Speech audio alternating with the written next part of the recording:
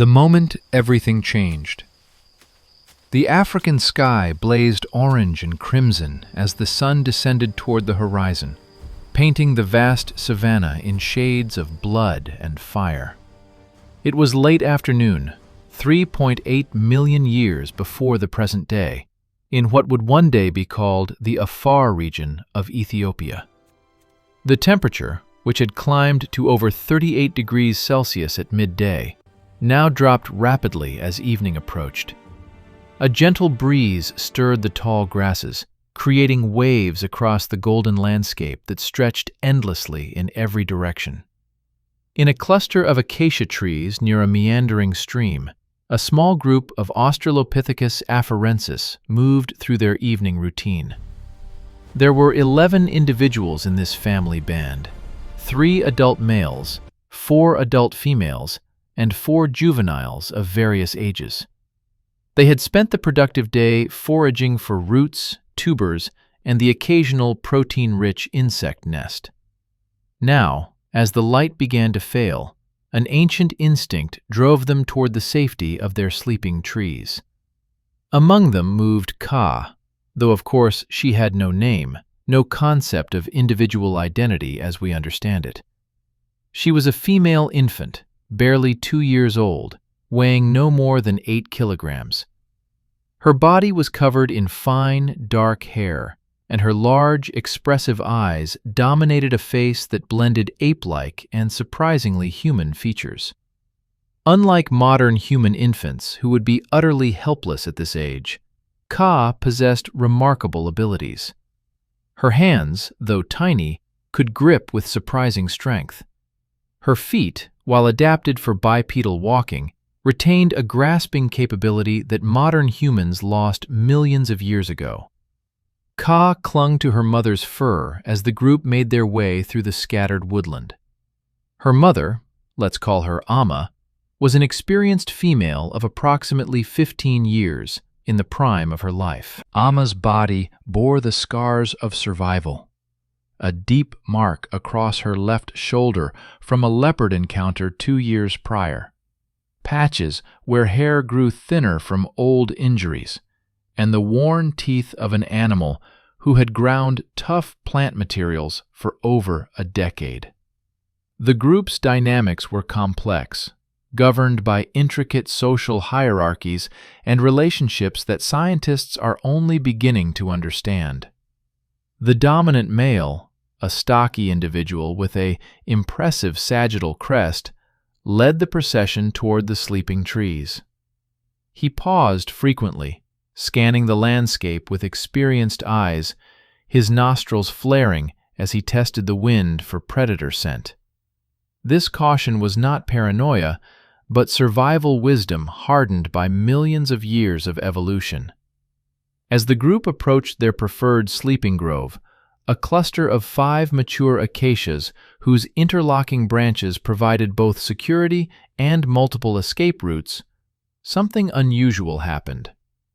From the tall grass, approximately 50 meters away, came a sound that froze every member of the group, the distinctive grunt roar of a juvenile hippopotamus in distress. Now, you might wonder why the sound of a young hippo would concern a group of tree-dwelling primates. The answer reveals the razor-thin margins upon which survival balanced in the ancient African ecosystem. A distressed juvenile hippo meant only one thing: a predator was nearby. Something large and bold enough to attack one of Africa's most dangerous animals. And whatever could threaten a hippo could certainly threaten Australopithecus. The group's response was immediate and instinctive. The dominant male barked a sharp alarm call, a sound that started deep in his chest and rose to a piercing shriek. Within seconds, the entire family exploded into motion. Adult males positioned themselves between the direction of danger and the females with young. The juveniles scrambled toward the nearest trees, their hands and feet working in perfect coordination to propel them upward into the branches. Amma clutched Ka tighter and ran. Her bipedal locomotion, far less efficient than a modern human's but revolutionary for her time, carried her quickly toward the largest acacia. Behind her, she could hear the continued distress calls of the hippo, now mixed with the unmistakable sounds of a large predator. Deep, rumbling growls that seemed to vibrate through the very ground. What happened next occurred in a span of perhaps 3 seconds, but those 3 seconds would determine whether Ka lived through the night or became another statistic in the brutal mathematics of Pliocene survival. As Amma reached the base of the acacia, a massive shape burst from the tall grass to her left. It was a Dinophelus, the so-called false saber-toothed cat, a predator that stood nearly 1 meter at the shoulder and weighed over 120 kilograms. Its powerful build was optimized for ambush hunting, and its partially elongated canine teeth were perfectly designed for piercing the thick hide and muscle of large prey. The Dinophelus had not been hunting the hippo. That had been a territorial dispute with a crocodile that Amma's group had misinterpreted. But now, seeing a vulnerable Australopithecus female burdened with an infant and separated from her group by several crucial meters, the predator's instincts seized control. It pivoted mid-stride, its powerful shoulder muscles bunching as it prepared to pounce. Amma saw the cat. Every fiber of her being understood the mathematics of the moment. She could not reach the tree before the Dinophelus reached her. She could not fight it. The mass differential made that laughably impossible. She had only one option, an option that went against every maternal instinct in her biology, but was nonetheless hardwired by millions of years of evolution. She threw Ka. The infant sailed through the air in a graceful arc, her small hands grasping at nothing, her mouth open in a cry of confusion and terror. She landed in the lower branches of the acacia with a thud that drove the air from her tiny lungs. Her hands scrambled instinctively, her prehensile feet found purchase, and she clung to the branch with the desperate strength that only fear of falling can produce. Behind her, Amma's scream cut through the evening air, a sound of defiance, of maternal rage, of the desperate mathematics of survival. The Dinophelus struck her with the force of a falling boulder. The two bodies, predator and prey, rolled across the hard-packed earth in a tangle of limbs and fur and flashing teeth. The other members of the group, now safely in their respective trees, could only watch. This is a critical point to understand about Australopithecus social behavior. While they lived in family groups and displayed clear evidence of cooperative behavior, their social bonds had strict limits. They would not risk their lives to save a group member from a predator. The evolutionary equation was clear: better one death than many. The struggle below the acacia lasted perhaps 20 seconds. Amma fought with everything she had: her teeth, her surprisingly strong arms, her feet kicking and pushing against the cat's muscular body. She managed to rake her fingers across the Dinophelus's nose, drawing blood, causing it to release its initial grip on her shoulder. For one glorious moment, it seemed she might break free. But the Dinophelus was a refined killing machine, the product of its own millions of years of predatory evolution. It shifted its grip, its jaws closing around Amma's throat with measured precision. There was no dramatic thrashing, no prolonged struggle. Within 30 seconds of the initial attack, Amma's movements ceased. The Dinophelus, breathing heavily, began dragging its prize away from the trees and toward a dense thicket where it could feed without interference. In the acacia tree, Ka clung to her branch, her small body trembling. She made no sound now. Silence was a survival trait learned early by prey species. Her large eyes, adapted for the low-light conditions of dawn and dusk, watched as the shape of her mother disappeared into the tall grass. Her small brain, operating on instinct rather than conscious thought, understood only that the warm, protective presence that had been her entire world was gone. The sun touched the horizon, and the brief African twilight began. Around Ka, the other members of her group settled into their sleeping positions, their bodies arranged along branches with the practiced ease of lifelong arborealists. They made small sounds of comfort to each other, soft grunts and murmurs that reinforced social bonds and provided reassurance that the group remained intact. But no comforting sounds came for Ka. She was alone on her branch, an infant without a mother in a world that had no mercy for the weak or the solitary. The temperature, which had been dropping steadily, now plummeted as the sun vanished completely. Within an hour, it would fall from 25 degrees to 15 degrees Celsius. For an adult Australopithecus, this was manageable. For a 2-year-old infant without a mother's warmth, it represented a serious threat. The first stars appeared in the darkening sky, those same stars that human beings 3.8 million years later would group into constellations and use to navigate oceans and continents. But to Ka, they were simply lights in the vast darkness, as meaningless as they were beautiful. And then, from somewhere in the darkness beyond the trees, came the first sounds of the African night. The distant roar of a lion, the whoop of a hyena, the rustle of something large moving through the grass. 12 hours of darkness stretched ahead. 12 hours during which Ka would face challenges that would test every survival mechanism evolution had gifted her species. This is her story. This is the story of one night, 3.8 million years ago, when a small, helpless creature faced the darkness alone and survived to see the dawn. Because Ka did survive, we know this because of the fossil record, because of the unbroken chain of DNA that connects her species to ours, because against all odds, some infants like her lived long enough to grow, to reproduce, to pass their genes forward through the vast tunnel of time. But how? How did a 2-year-old Australopithecus infant, alone in a tree, survive 12 hours of predator-filled darkness in the ancient African night? Let's find out.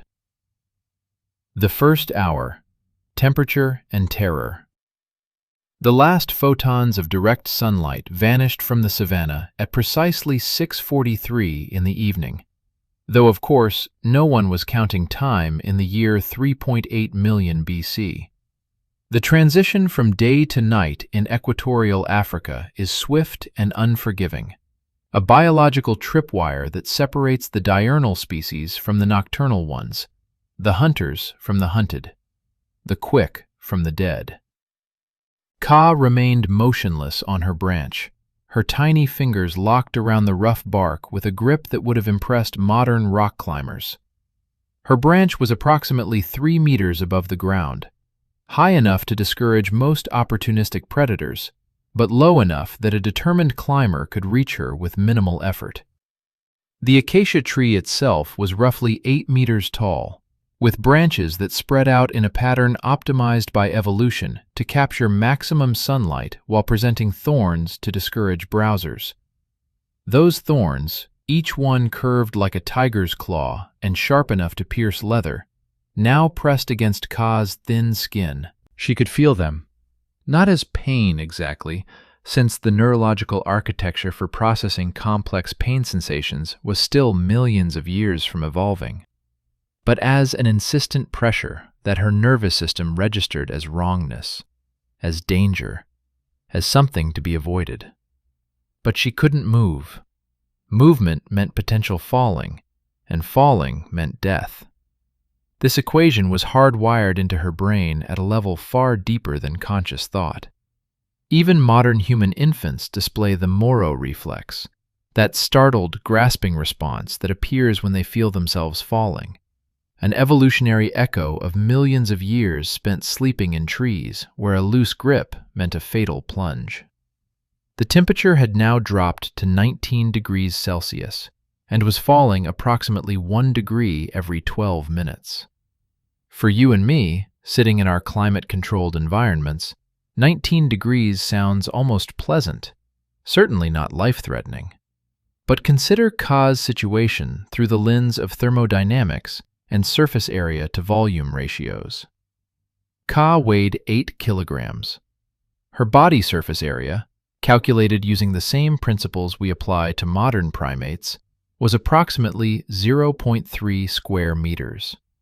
The ratio of surface area to body mass was therefore much higher than an adult's, meaning she lost heat to the environment far more rapidly than a fully grown Australopithecus. This is the fundamental problem all infant mammals face. Their small size makes them thermodynamically inefficient. To maintain core body temperature, Ka's metabolism needed to generate heat continuously. Under normal circumstances, this heat would come from 3 sources: the ambient air temperature, metabolic heat production from digesting food, and, most importantly, the warmth of her mother's body. She had nursed approximately 3 hours before the Dinofelis attack, taking in perhaps 150 milliliters of her mother's fat-rich milk. That milk was now being digested, producing metabolic heat, but nowhere near enough to compensate for the heat radiating away from her small body into the cool night air. Amma's body, now being consumed by the Dinofelis in a thicket 200 meters away, would have provided crucial thermal regulation. An adult Australopithecus female generated approximately 80 watts of heat while sleeping, about the same as a standard incandescent light bulb. Pressed against her mother's torso, Ka would have remained at a comfortable 37 degrees Celsius throughout the night. Alone, her core temperature was already beginning to drop. At 36.5 degrees Celsius, the body begins mild hypothermia. At 35 degrees, shivering intensifies and cognitive function begins to decline. At 34 degrees, confusion sets in. At 32 degrees, consciousness fades. At 28 degrees, cardiac arrest becomes likely. Ka had perhaps 4 hours before hypothermia became life-threatening. 4 hours to find warmth, or to generate it through her own metabolism. The problem was that generating metabolic heat required energy, and energy required calories, and calories required food. The milk she had consumed earlier was already being exhausted by the simple act of staying alive. But temperature was only one of the dangers facing her in this first hour of darkness. Perhaps more immediate was the question of predators. The African night 3.8 million years ago was a symphony of death, a carefully orchestrated ballet where dozens of predator species pursued hundreds of prey species in an endless cycle that had been repeating itself since the Miocene epoch. The players in this drama were both familiar and alien to modern eyes. There were the big cats, of course. Not just the Dinofelis that had killed Amma, but also the ancestors of modern lions, slightly smaller than their descendants, but no less capable as hunters. There were saber-toothed cats of the genus Meganterion, their enormous canines designed to deliver killing bites to the soft throats and bellies of large prey.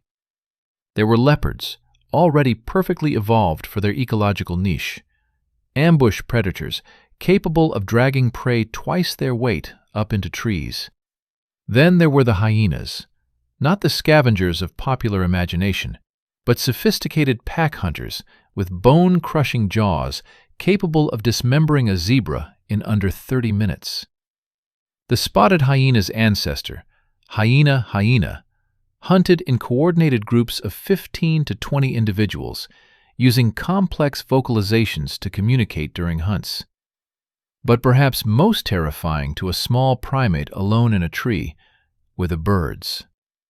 During the Pliocene, Africa hosted several species of enormous raptorial birds, including Stephanoatus, the crowned eagle's ancestor, which specialized in hunting primates.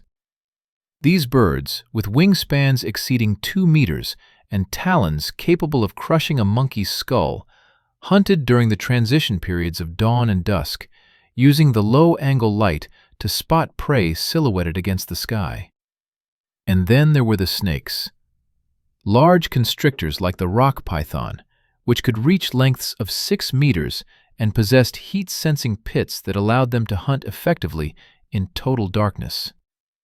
A 2-year-old Australopithecus infant would be an ideal meal for such a predator, large enough to provide substantial calories, but small enough to be easily overpowered. As the first hour of darkness progressed, Ka's world contracted to the immediate sensory information her brain could process. Her vision, which had been acute during the day, now operated at the limits of scotopic sensitivity. The large eyes of Australopithecus contained a high concentration of rod cells, the photoreceptors responsible for night vision. But even these impressive organs struggled in the deep darkness beneath the acacia canopy. What she could see: vague shapes, the slightly lighter sky visible through gaps in the foliage, the silhouettes of the other sleeping group members against the stars. What she couldn't see: anything moving on the ground, anything approaching through the grass, anything climbing the tree trunk toward her branch. But her other senses compensated. Her hearing, far more acute than a modern human's, picked up every sound within a 50-meter radius. She could hear the breathing of the other group members, the slow, regular rhythm of sleep. She could hear the wind rustling through the grass, a sound like gentle rain. She could hear the distant grunts and snorts of herbivores at the waterhole, the splash of something large entering the stream. And she could hear the predators. The cough of a leopard somewhere in the darkness to the east. The whooping calls of hyenas, celebrating a kill, or perhaps just communicating with pack members. The rustle and pause pattern of something stalking through the undergrowth. Too rhythmic to be wind, too deliberate to be anything but a hunter. Ka's response to these sounds was physiological and automatic. Her heart rate, which had been elevated since the moment of her mother's death, now fluctuated wildly, spiking when a threatening sound grew closer, dropping slightly when it receded. Her adrenal glands dumped stress hormones into her bloodstream: cortisol, adrenaline, norepinephrine. These chemicals sharpened her senses, kept her muscles tensed and ready to flee, and suppressed non-essential functions like digestion and immune response. This stress response, so valuable in the short term, was already beginning to exact a metabolic cost. The elevated heart rate burned calories. The muscle tension burned calories. The suppressed digestion meant she extracted less energy from the milk in her stomach. The same mechanisms designed to save her life in moments of acute danger would, if sustained too long, accelerate her slide toward hypothermia and starvation. Approximately 45 minutes into the first hour of darkness, something changed. The other members of Ka's group, who had been sleeping peacefully in their respective positions, suddenly stirred. Adult heads lifted, testing the air. There was no alarm call. Whatever they sensed wasn't close enough to warrant panic, but clearly something had triggered their collective vigilance. Ka sensed it too. though her less experienced brain couldn't identify the stimulus. It was a smell, carried on the wind from the south. Not the musky, immediately recognizable scent of a large predator, but something more subtle. Something that spoke to ancient memories encoded in Australopithecus DNA millions of years before Ka's birth. It was smoke. Not from a human-made fire. Human beings wouldn't master fire for another 3.3 million years. This was wildfire, a natural phenomenon as old as terrestrial plants themselves. Somewhere to the south, perhaps 10 kilometers distant, lightning had struck during an afternoon storm, igniting dry grass. The fire was spreading slowly, pushed by the gentle evening breeze, creating a wall of flame that would travel perhaps 3 to 5 kilometers before burning itself out or reaching a natural firebreak. Wildfire in the Pliocene was both threat and opportunity. The fire itself killed indiscriminately.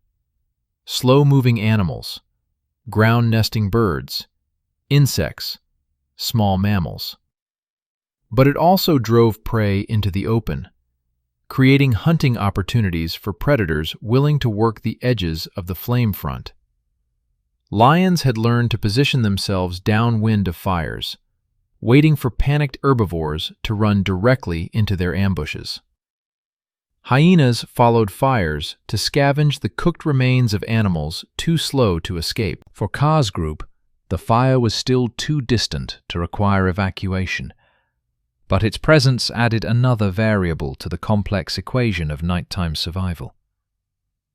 The smoke, while not yet thick enough to cause respiratory distress, was detectable enough to increase anxiety. Several of the adults shifted positions, moving to branches that offered clearer escape routes should the fire's direction change. Ka, locked in her static grip on her branch, could not shift position. Her muscles were beginning to cramp from the sustained contraction. Her fingers, which had been painful with pressure when the night began, were now losing sensation. Not from cold yet, but from restricted blood flow. She needed to adjust her grip, needed to shift her weight, needed to do something to restore circulation to her extremities. But movement meant risk. Movement might mean falling. And so she remained frozen, a tiny statue of fur and fear, as the first hour of darkness came to an end. The temperature had now dropped to 16 degrees Celsius. Ka's core temperature, measured at her esophagus had she been instrumented by modern scientists, would have read 36.8 degrees, still within normal range, but trending downward. Her body was burning through its limited caloric reserves at an accelerated rate, metabolizing not just the milk in her stomach, but beginning to break down her own fat stores. An infant Australopithecus had very limited fat reserves. Evolution had not yet developed the chubby babies of modern humans, those rolls of subcutaneous fat that serve as both energy storage and insulation. Ka's body was lean, adapted for a lifestyle that valued mobility over energy storage. She had perhaps 12 hours of reserves, assuming she could maintain perfect thermal efficiency and minimal activity. But thermal efficiency was already compromised, and her stress response was burning calories at an elevated rate. The mathematics were becoming clear, though, of course, Ka's brain was incapable of such analysis. Without intervention, without warmth, without food, without the presence of a protective adult, she would likely not survive until dawn. 1 hour down, 11 to go, and the night was just beginning to reveal its true character. The visitor from the canopy. The second hour of darkness brought with it a change in the acoustic landscape of the savanna. The daytime sounds, the buzz of insects, the calls of birds, the rustle of herbivores moving through grass, had been replaced by an entirely different symphony. This was the orchestra of the night shift, the creatures for whom darkness was not obstacle, but opportunity. Kaa's large eyes, now fully adapted to the low-light conditions, could perceive her surroundings with surprising clarity.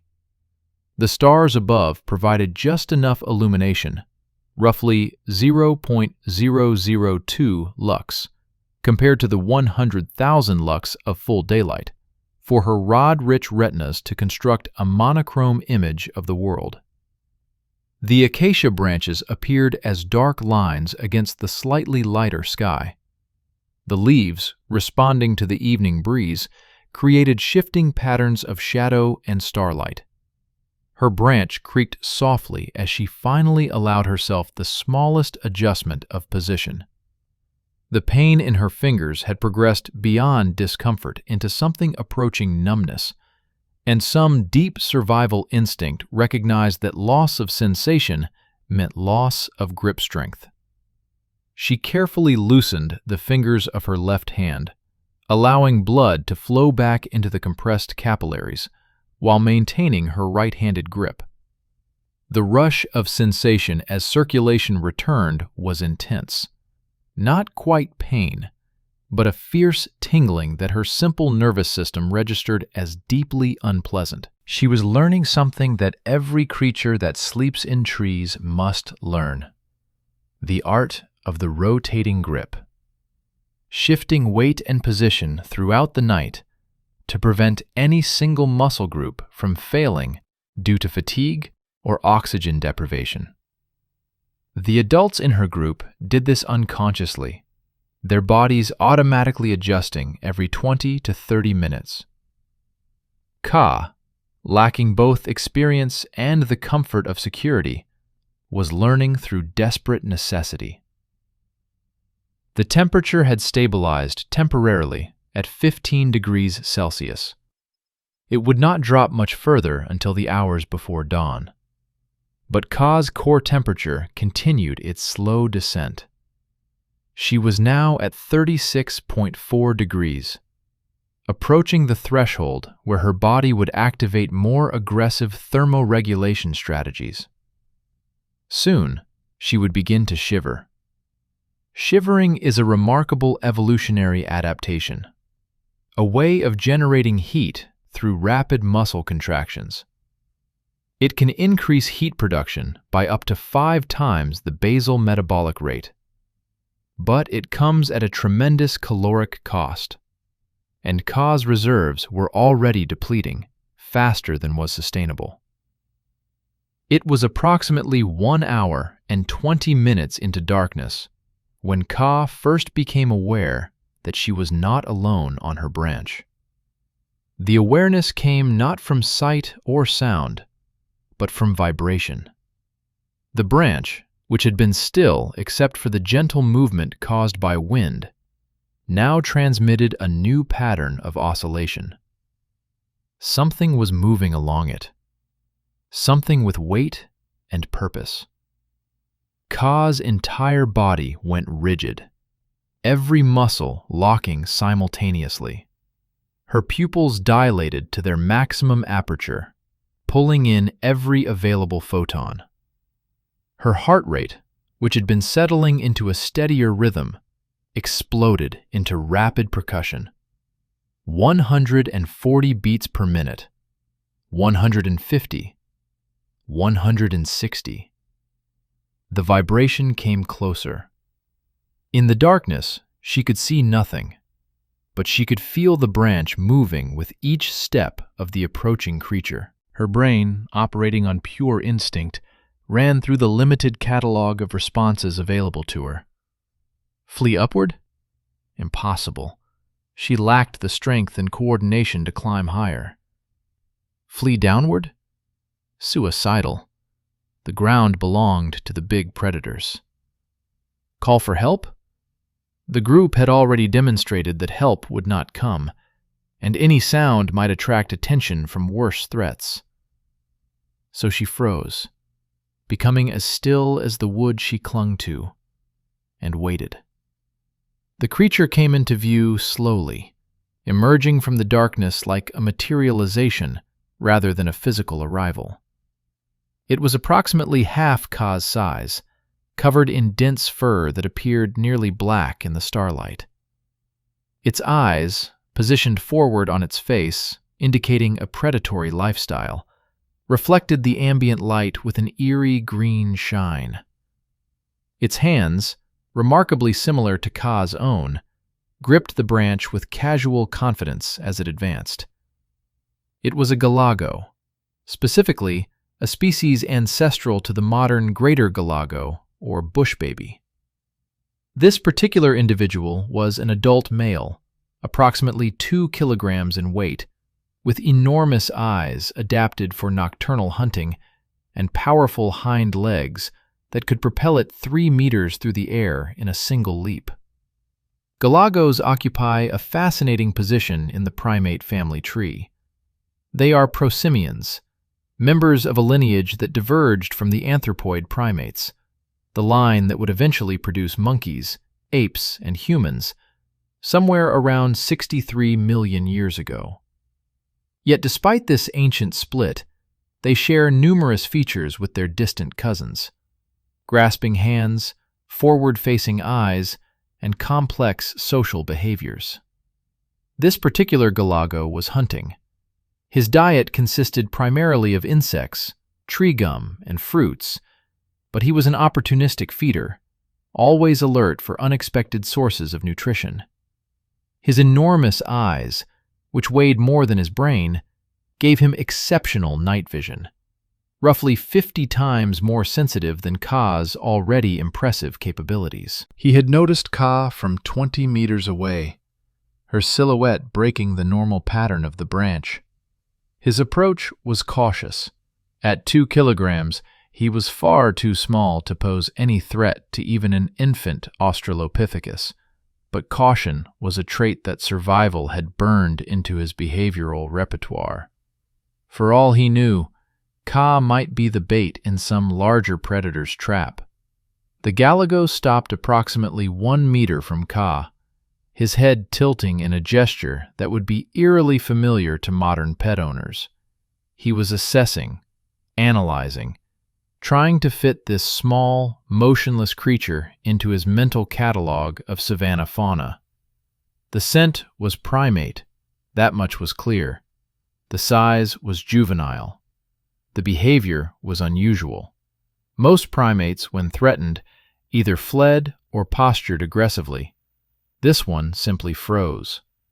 What happened next provides a fascinating glimpse into the complexity of animal behavior, even in species we typically regard as simple. The galago, having determined that Ka posed no threat, made a decision that was neither predatory nor altruistic, but something more nuanced. He moved closer, close enough that Ka could smell him, a complex mixture of tree sap, insect chitin, and musky body odor. Then he began to groom himself. This behavior might seem random, but it served multiple purposes. By grooming himself in Ka's presence, the galago was demonstrating that he felt safe, that he did not perceive her as a threat. This was communication, a social signal transmitted across the vast evolutionary distance between their species.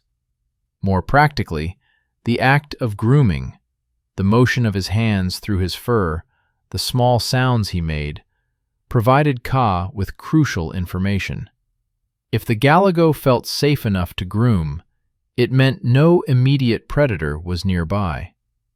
Ka's rigid posture softened slightly. Her heart rate began to decrease. The galago's presence, paradoxically, was calming. She was not alone on her branch anymore. There was another living creature here, another survivor navigating the same dangerous night.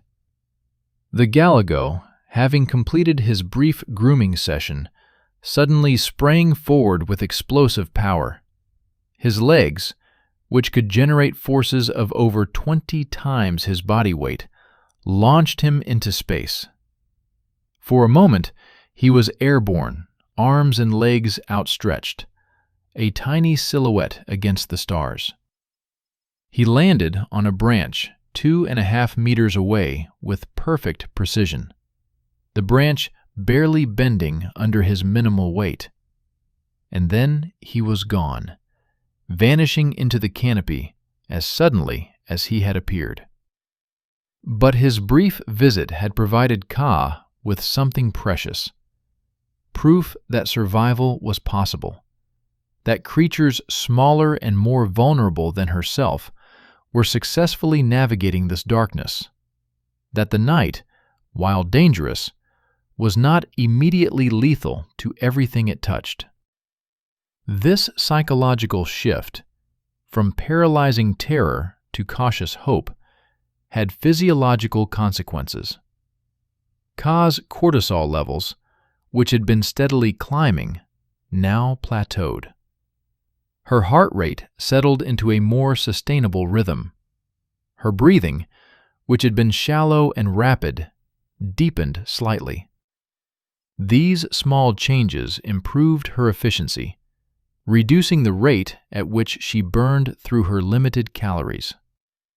But the night was far from over, and the Galago's departure left her alone once more. The temperature had begun its next descent phase, dropping toward 14 degrees Celsius. A new sound entered the acoustic landscape, the distant, unmistakable roar of a lion. The roar of Panthera leo, even the slightly smaller Pliocene variant, is one of nature's most effective long-distance communication signals. It can carry up to 8 kilometers under ideal conditions and serves multiple purposes: territorial advertisement, group coordination, and intimidation of potential prey. This particular roar came from the south, from the direction of the distant wildfire. The effect on the sleeping Australopithecus group was immediate. Several adults stirred, lifting their heads to assess the threat. The dominant male, the stocky individual who had led them to the sleeping trees, made a soft warning vocalization, a low rumble that meant alert but not panic. The group settled again, but with heightened vigilance. Everyone knew that a lion's roar typically indicated hunting activity. For Ka, the sound triggered a fresh surge of fear. Her brain, still developing but already sophisticated in its threat assessment capabilities, understood at some instinctive level that lions were apex predators, creatures that killed and ate animals much larger than herself. The fact that the roar was distant provided little comfort. She had no concept of distance, no way to judge whether the lion was 8 kilometers away or 800 meters. She did the only thing she could do. She held her branch, maintained her grip, and waited. Approximately 20 minutes after the Galago's departure, a new visitor arrived in the acacia tree.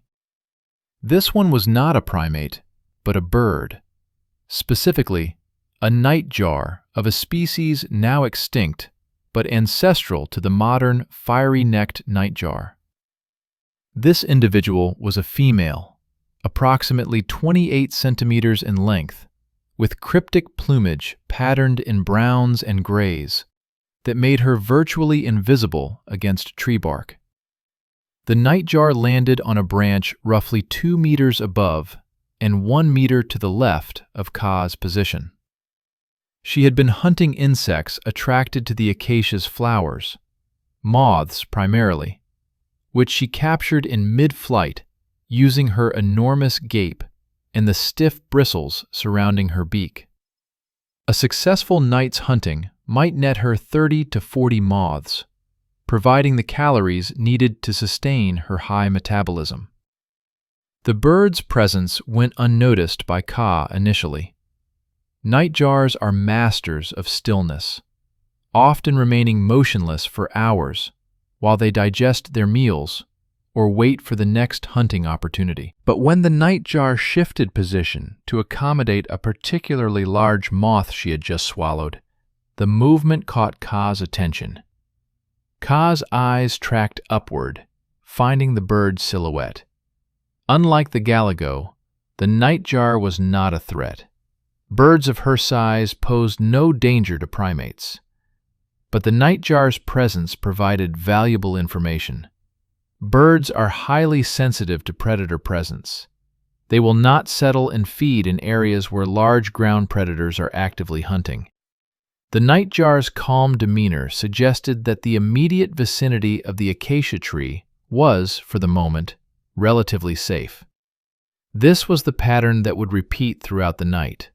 Visitors would come and go, each one providing Kaa with fragments of information about the state of the surrounding environment. Some visitors would be threats, to be watched with fearful attention. Others would be neutral, simply sharing the same space. And a few, like the galago and the nightjar, would be inadvertent allies, their behavior serving as a barometer of danger. But these visitors could not provide what Kaa most desperately needed: warmth. Her core temperature had now dropped to 36.1 degrees Celsius. Her body, recognizing the thermal deficit, began implementing its next defense: vasoconstriction, the narrowing of blood vessels in her extremities to preserve heat for her vital organs. This survival mechanism came with a cost. As blood flow to her hands and feet decreased, those extremities began to cool rapidly. Her fingers, already stressed from maintaining her grip for over an hour, now faced an additional challenge. Cold fingers have reduced sensitivity and strength. Cold fingers can fail, and if her grip failed, she would fall 3 meters to the ground. 3 meters might not sound like much, roughly the height of a single-story building, but for a creature weighing 8 kilograms, falling from that height meant potential injury, a broken bone, a concussion, or worse. And injury in the Pliocene savanna was typically a death sentence. An injured animal was a target, an easy meal for the numerous predators that patrolled the night. Kaa's body, responding to the cold, began to shiver. The shivering started in her core, small, rapid contractions of her abdominal and back muscles. Then it spread to her limbs, creating a visible tremor that traveled through her entire frame.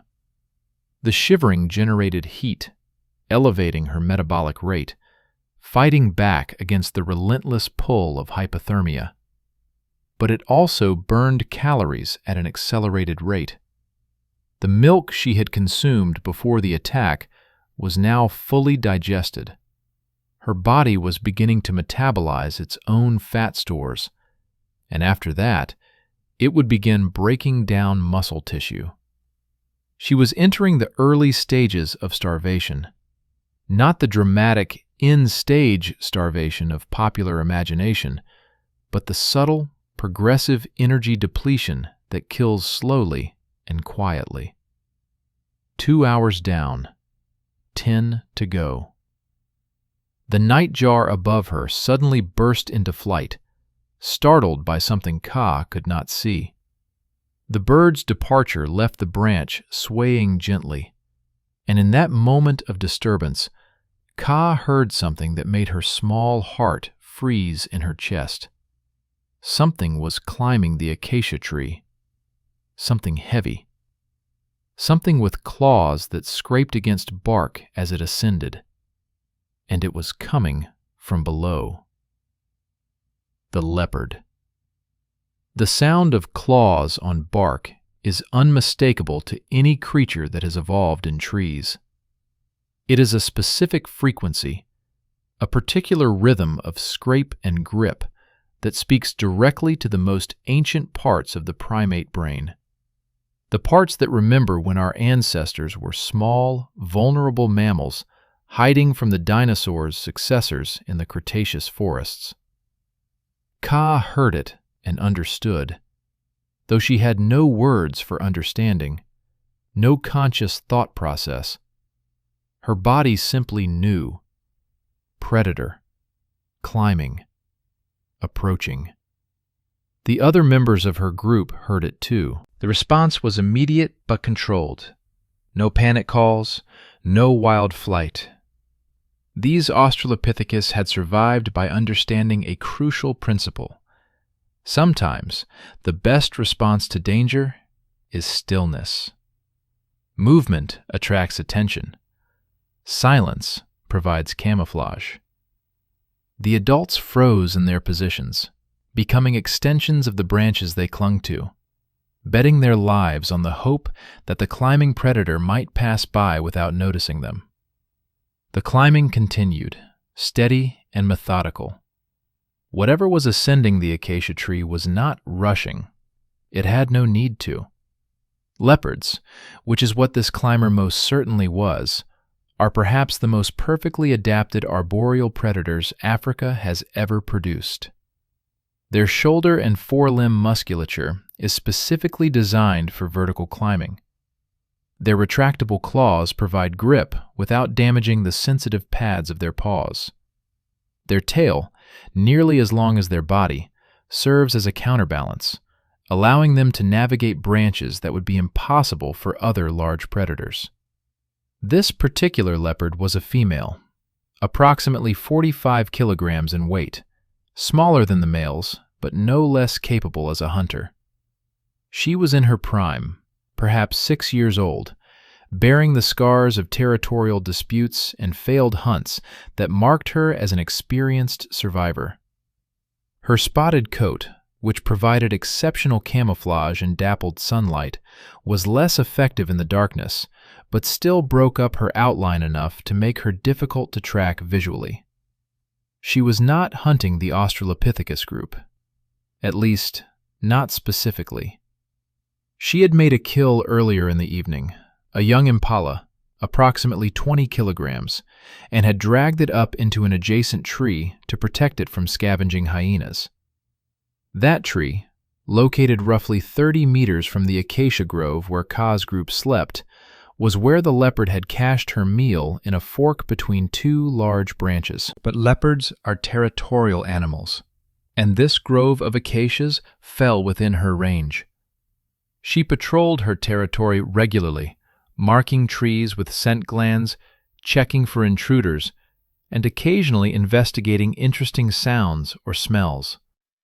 The commotion earlier in the evening, Ama's death, the Dinophelus attack, the alarm calls of the fleeing Australopithecus had occurred within her territory. And so, having fed adequately from her impala kill, she decided to investigate. The leopard's climbing path took her up the main trunk of the largest acacia, the same tree where 3 members of the Australopithecus group were sleeping, including Ka. As she climbed, her whiskers, those sensitive vibrissae that extend beyond the width of her body, brushed against leaves and branches, providing her with a 3-dimensional map of her surroundings.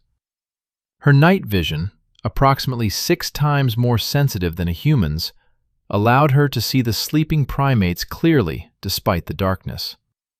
She paused at a junction where the trunk split into 3 major branches, her body pressed against the bark, her head raised and rotating slowly as she surveyed the situation. Her nostrils flared, testing the air.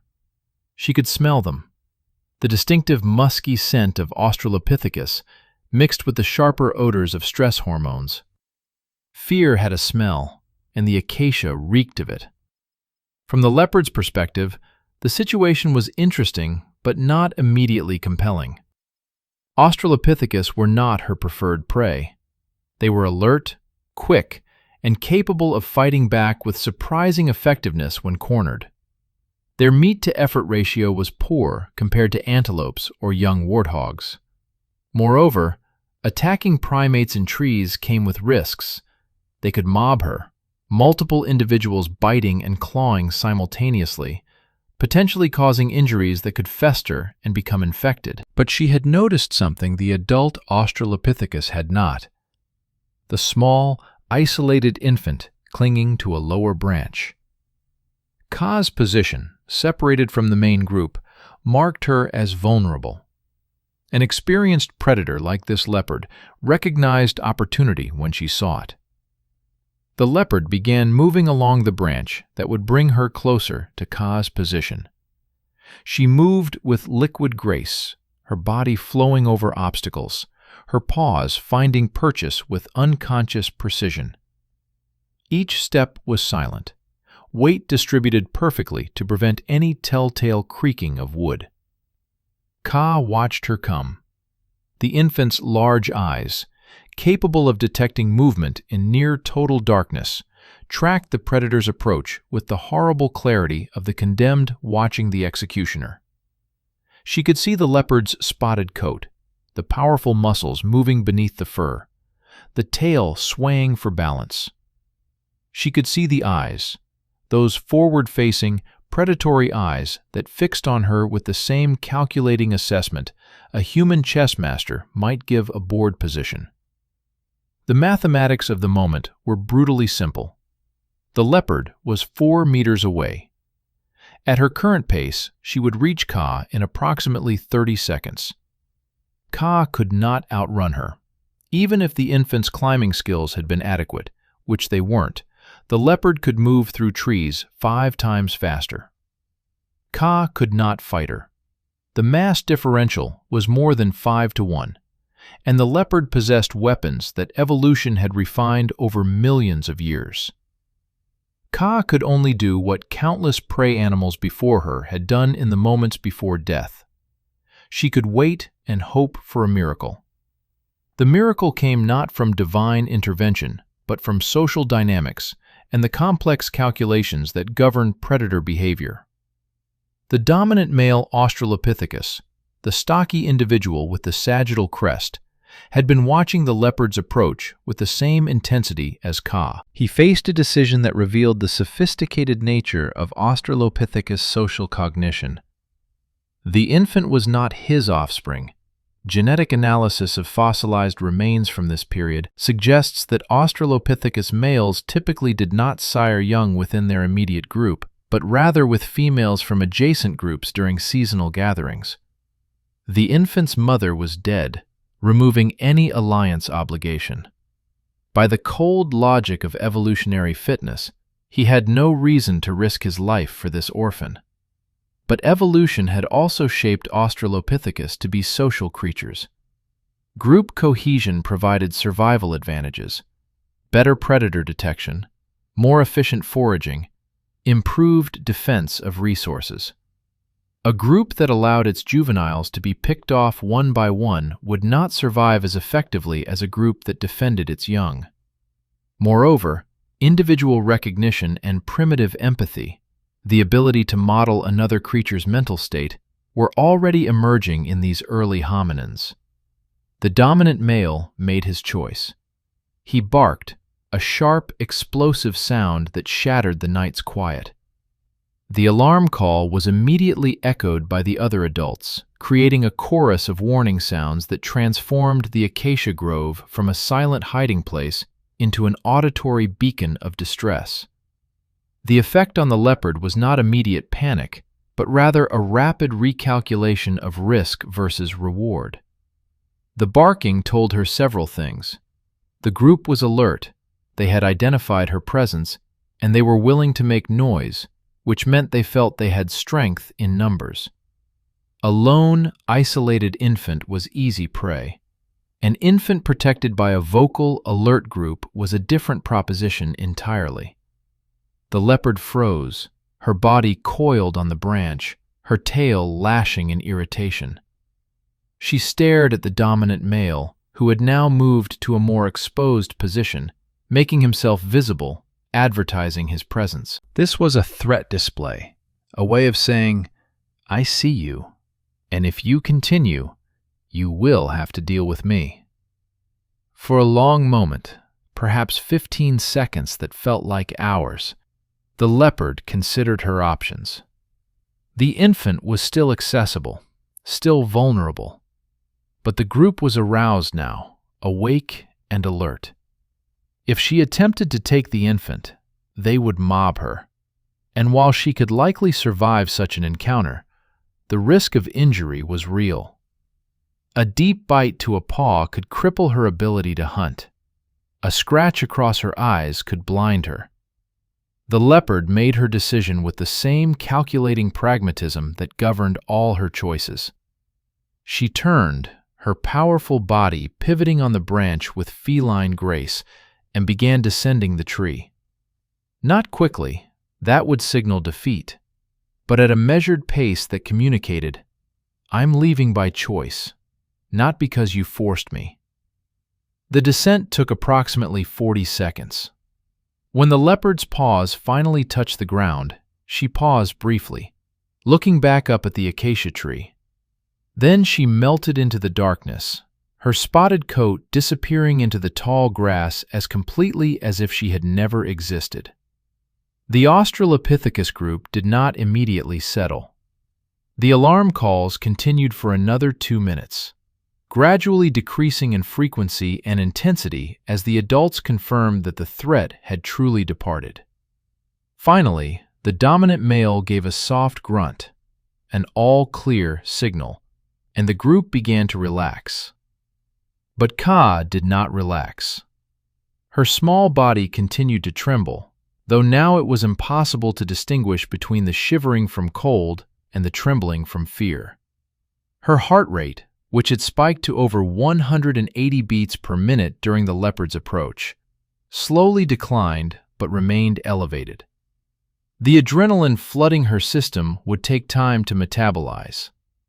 What had just happened represented a crucial moment in Ka's survival story. The dominant male's decision to sound an alarm, to risk drawing attention to himself in order to protect an infant that was not his offspring, demonstrated the kind of social cooperation that would eventually, over millions of years, lead to the complex societies of modern humans.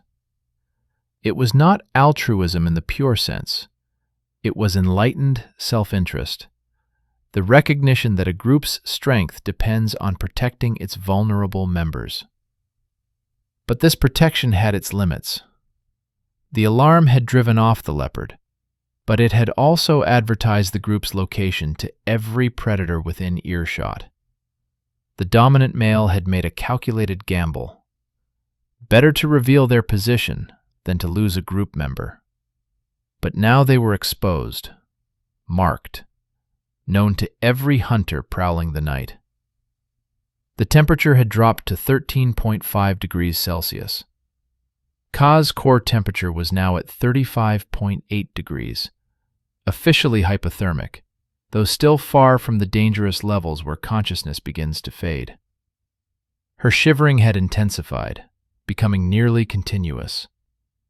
Each shiver burned precious calories, accelerating the depletion of her energy reserves. Her fingers, which had been growing numb from cold and sustained gripping, now faced an additional challenge. The adrenaline surge had temporarily improved their function, increasing blood flow and grip strength, but as the adrenaline faded, the rebound effect would leave them even weaker than before. The nightjar that had departed at the leopard's approach did not return. The galago, if he was still in the vicinity, remained hidden. Ka was alone again, clinging to her branch, burning through her reserves, gradually losing the battle against cold and exhaustion. 3 hours down, 9 to go. The leopard encounter had revealed something important. Ka was not invisible, not safe, not forgotten. Predators knew the group was here. They were being watched, assessed, hunted. The night had many more hours to run, and each hour brought new dangers, new threats, new tests of survival. From somewhere in the distance came a sound that made even the experienced adults tense. the distinctive whoop of hyenas. Not just one or two, but a chorus of them, perhaps a dozen individuals.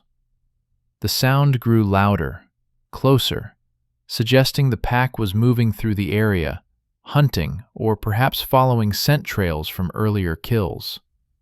Hyenas could not climb trees with the facility of leopards, but they were intelligent, persistent, and perfectly capable of reaching lower branches if sufficiently motivated.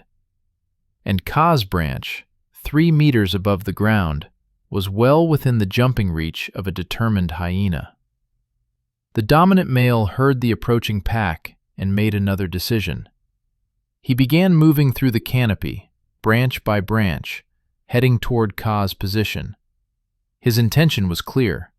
If the hyenas came, if they attempted to reach the infant, he would be close enough to intervene. This was cooperation, crude and instinctive, but real nonetheless. And it was this cooperation, this willingness of individuals to risk themselves for the group's welfare, that would carry certain members of the Australopithecus group through the night alive. But cooperation had its costs, and as the dominant male moved closer to Kaa's vulnerable position, he was also making himself more vulnerable, more exposed to whatever came next from the darkness. The hyena calls grew louder still, and now individual voices could be distinguished within the chorus. The higher-pitched whoops of juveniles, the deeper tones of adults. They were close now, perhaps within 200 meters, and they were coming this way. The pack. The acoustic signature of an approaching hyena pack is one of the most unsettling sounds in the African soundscape. It begins as distant whoops, individual voices scattered across kilometers of savanna, each clan member maintaining contact with the group through these eerie vocalizations. As the pack converges on a target, or moves as a cohesive unit, the individual calls merge into a chorus that seems to come from everywhere and nowhere simultaneously. This particular pack consisted of 14 individuals, 5 adult females, 2 adult males, 4 subadults, and 3 juveniles. In the matriarchal society of hyenas, the largest female, a scarred veteran weighing nearly 60 kilograms, led the group. She was approximately 9 years old, which made her ancient by hyena standards, and she bore the evidence of her long survival: a notched left ear from a lion encounter, a limp in her right rear leg from a failed hunt, and countless scars hidden beneath her coarse, spotted fur. The pack was not hunting in the traditional sense. They had already fed earlier in the evening, overwhelming a young wildebeest that had become separated from its herd. Hyenas, contrary to their reputation as pure scavengers, are actually formidable hunters, with success rates that rival or exceed those of lions. This pack had executed a textbook pursuit hunt, running the wildebeest down through coordinated effort, with different pack members taking turns as the lead pursuer, while others followed, conserving energy. But now, bellies full, they were engaged in a different activity: territorial patrol. Hyenas maintain territories of 30 to 60 square kilometers, depending on prey density and competition from other predators. These territories must be regularly patrolled, boundaries marked with scent, and intruders driven off. The whooping calls served multiple purposes. They reinforced social bonds within the pack, advertised the clan's presence to potential rivals, and helped maintain spacing between individuals as they moved through the darkness. The pack's trajectory happened to intersect with the acacia grove where Kaa's group sheltered, not through any deliberate targeting, but through simple geometric probability. The hyenas were following a circuit they ran every 3 to 4 nights, checking key landmarks within their territory: water sources, known den sites, favorite resting spots. From Kaa's perspective, high in her acacia tree, the approaching hyenas represented a threat whose magnitude she could not fully comprehend. She had never encountered hyenas before. Her 2 years of life had been spent primarily in the safety of her mother's arms, or playing within sight of alert adults. Her brain possessed instinctive fear responses to certain stimuli, the shape of a leopard, the sound of a lion's roar. But hyenas fell into an uncertain category. Were they dangerous? Should she flee? The dominant male, now positioned on a branch roughly 2 meters from Ka, had no such uncertainty. His scarred body testified to at least one previous encounter with hyenas, and his response to their approaching calls was immediate and visceral. He began making a low, rumbling vocalization, not the sharp alarm bark he had used for the leopard, but a sustained warning growl that communicated, "Danger approaching. Maintain vigilance." The other adults in the group responded by shifting to more defensible positions. 2 females moved to higher branches, placing themselves beyond the reach of any ground-based predator. Another male positioned himself on a thick branch that overlooked the main approach to the tree, giving him an elevated position from which to defend against climbers. This was sophisticated threat assessment and tactical positioning. The Australopithecus group understood that different predators required different defensive strategies. Leopards could climb and required height as defense. Lions could not climb, but could leap to lower branches, requiring both height and vigilance. Hyenas occupied a middle ground.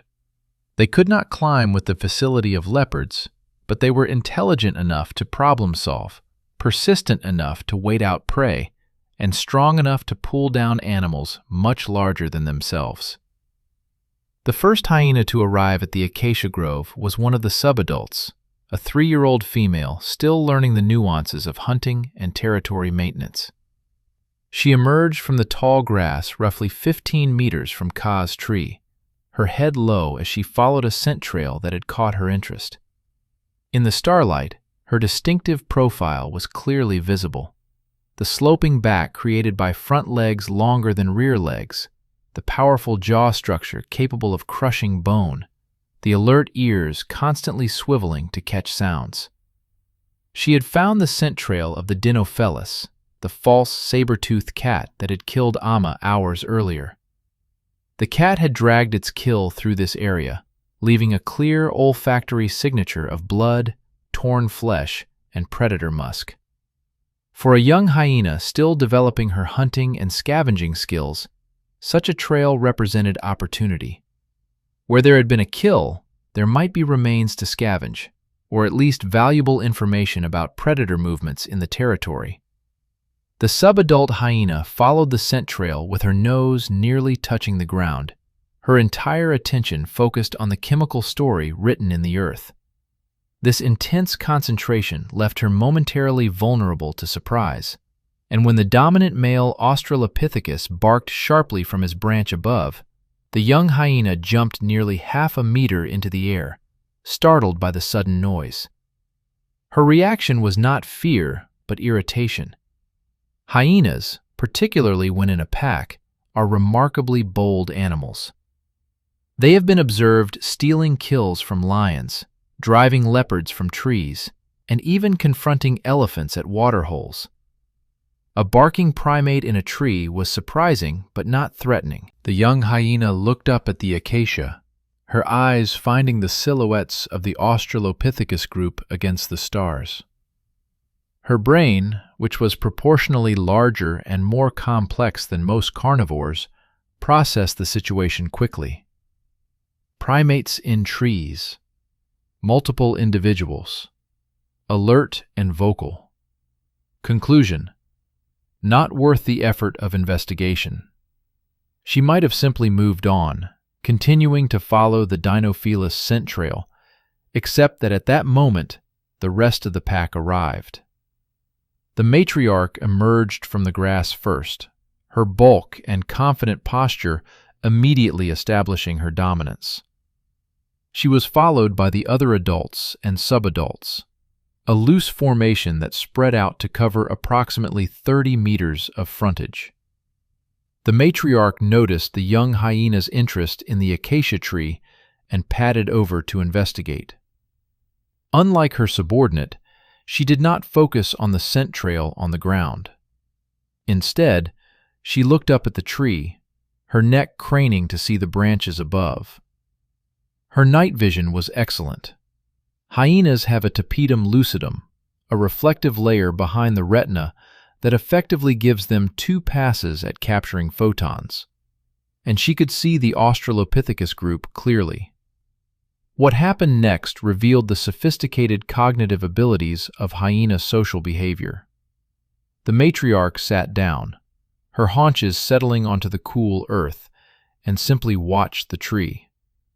This was not hunting behavior in the active sense. This was assessment, patience, and strategic thinking. She had noted the infant on the lower branch, separated from the main group. She had calculated that this infant was potentially accessible. 3 meters was within jumping range if the approach was correct.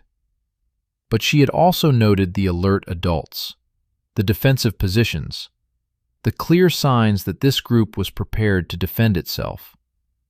Attacking meant risk, bites from multiple primates, potential injury, the expenditure of energy. The matriarch was already well fed from the wildebeest kill. The cost-benefit analysis did not favor immediate action. So she waited.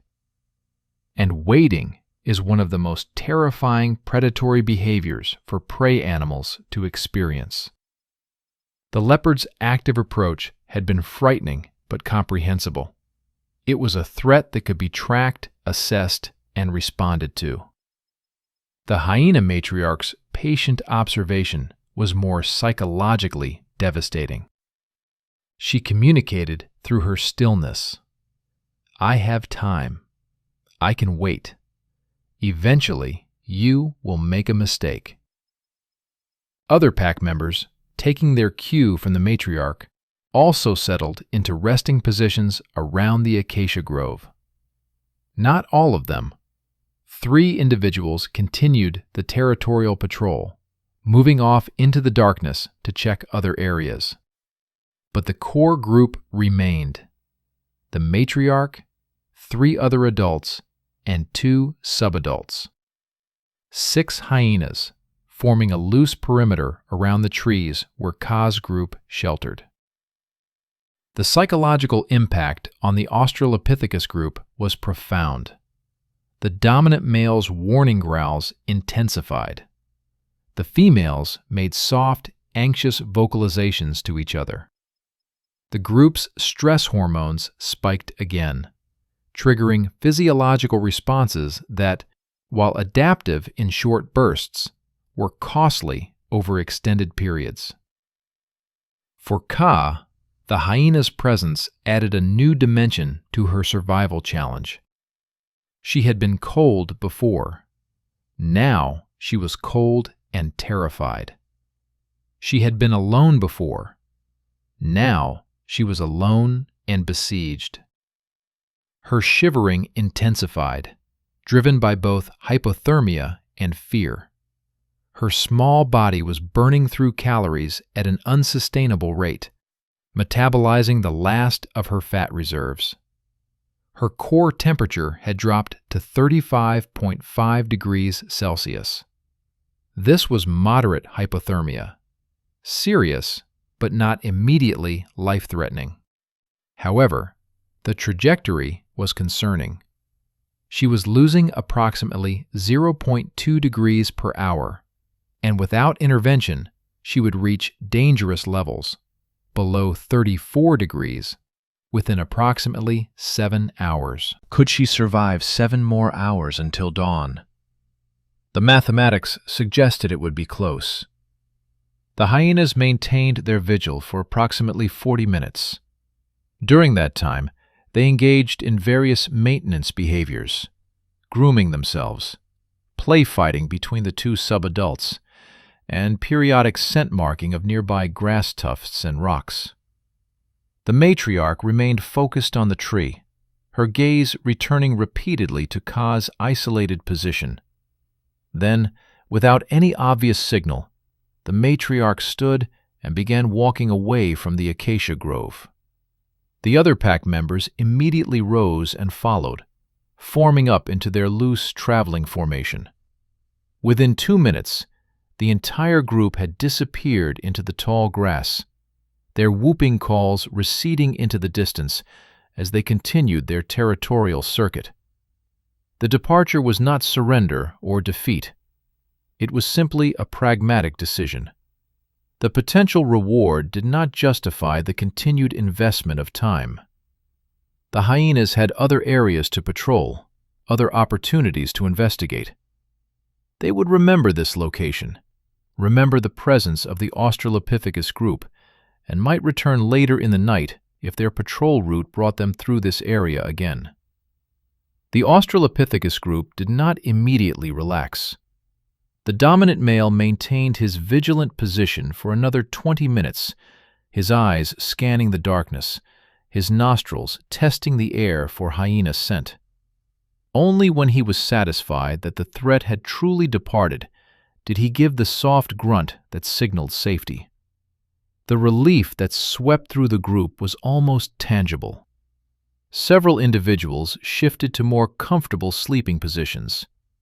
Some even engaged in brief grooming sessions with neighbors, social bonding behavior that helped reduce stress hormones and reinforce group cohesion. But Ka received no grooming, no comfort. The dominant male, having fulfilled his obligation by defending against the immediate threat, returned to his original sleeping position, several meters away. The group's social contract extended to protection against active predation, but it did not include the kind of sustained care that an infant needed to survive.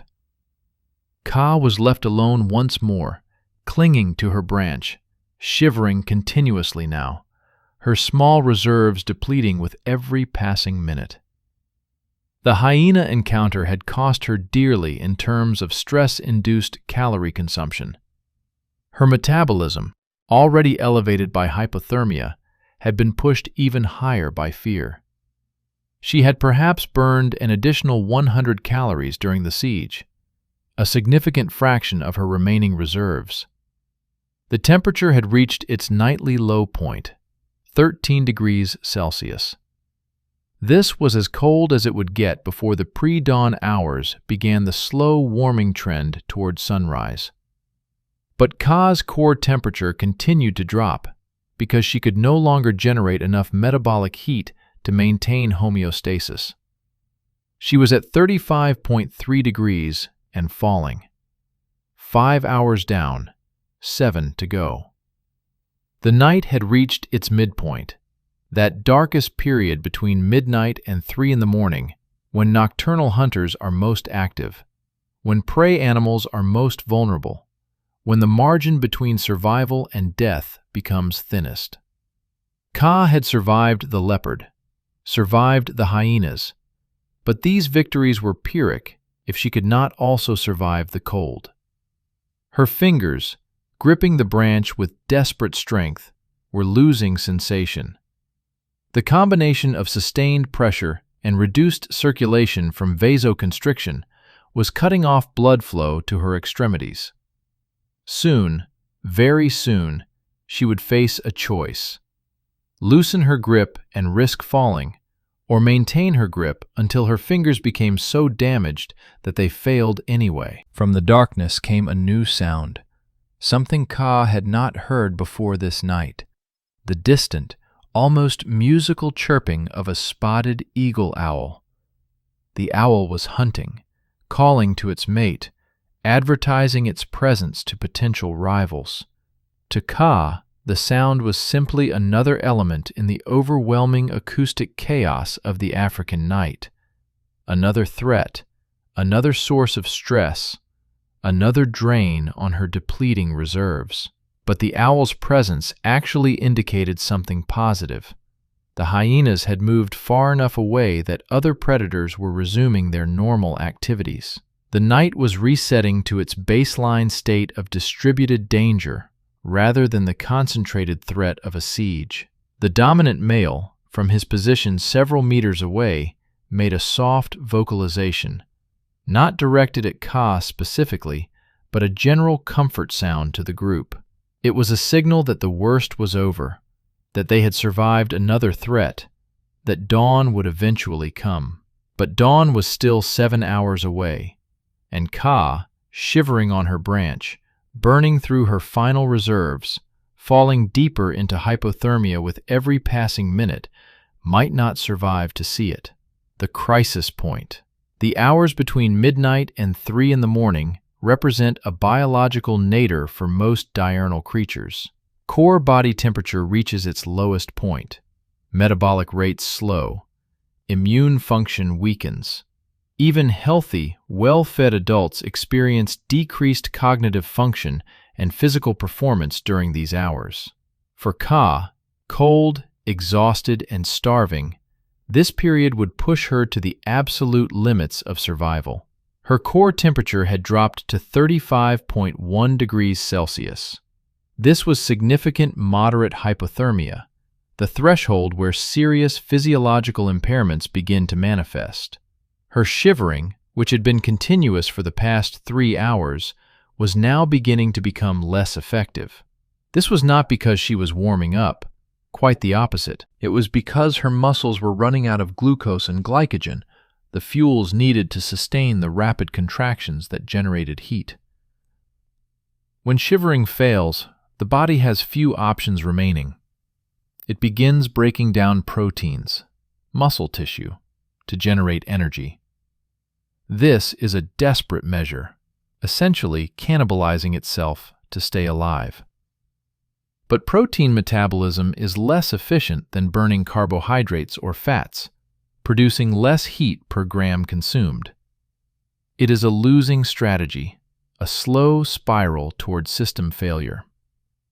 Ka's hands, which had been gradually losing sensation over the past several hours, were now dangerously compromised. The combination of sustained gripping pressure, cold-induced vasoconstriction, and inadequate circulation had reduced blood flow to her fingers to minimal levels. In medical terminology, she was experiencing the early stages of peripheral tissue ischemia, oxygen deprivation of her extremities. Her right hand, which had been maintaining the tighter grip, was in worse condition than her left. 2 of her fingers, the index and middle digits, had lost nearly all sensation. She could still see them gripping the branch, could still send motor commands to the muscles controlling them, but the sensory feedback loop was broken. She could not feel the branch anymore, could not gauge how much pressure she was applying, could not tell if her grip was secure or slipping. This sensory deprivation created a terrifying feedback loop. Without sensation, she gripped harder, trying to compensate for the lost feedback. Harder gripping restricted blood flow further. Further restriction caused more sensory loss. The cycle accelerated, pushing her toward a tipping point where her fingers would either fail completely or sustain permanent damage. At approximately 1:30 in the morning, Ka's right hand began to slip. The failure was not sudden or dramatic. It was a gradual, millimeter by millimeter loss of purchase as her numbed fingers lost their ability to maintain adequate friction against the bark. She could feel it happening, or rather, she could feel the wrongness of it, the sensation of her body's position changing in space without her commanding it. Panic surged through her small body, momentarily overriding the cold-induced lethargy. Adrenaline dumped into her bloodstream again, the third major surge of the night. Her left hand, which still retained some sensation and strength, clamped down on the branch with reflexive force. Her prehensile feet, which had been loosely wrapped around the branch to provide supplementary support, suddenly engaged with full strength. The shift in weight distribution saved her. Instead of falling, she swung slightly, her body rotating around the axis of her left-hand grip. Her right hand, now dangling uselessly, released the branch entirely. She was hanging one-handed, her small body suspended 3 meters above the hard, packed earth, supported by nothing but her left hand and the instinctive grip of her feet. The dominant male heard the sound of her body scraping against bark as she swung and shifted. His head came up immediately, eyes searching the darkness for the source of the disturbance. When he located Ka, saw her hanging precariously, clearly in distress, he faced another decision point. He had already intervened twice tonight, once with the leopard, once by positioning himself protectively during the hyena siege. Each intervention carried costs in terms of energy expenditure and increased personal risk. The question his brain processed, unconsciously but nonetheless rigorously, was whether another intervention was warranted. The calculation was complex. On one hand, Ka was clearly failing, clearly unlikely to survive without assistance. Allowing her to fall and die would reduce the group by 1 member, slightly weakening their collective vigilance and foraging efficiency. On the other hand, she was not his offspring. Her mother was dead and could provide no reciprocal benefits, and helping her would require him to leave his secure position and place himself in a more vulnerable configuration. What happened next provides a fascinating window into the evolutionary origins of altruism and cooperation. The dominant male did not move immediately to help Ka. Instead, he made a soft vocalization, a specific sound that, in Australopithecus social communication, functioned as a query. Does anyone else see this? Will anyone else respond? 2 of the adult females heard the vocalization and looked toward Ka.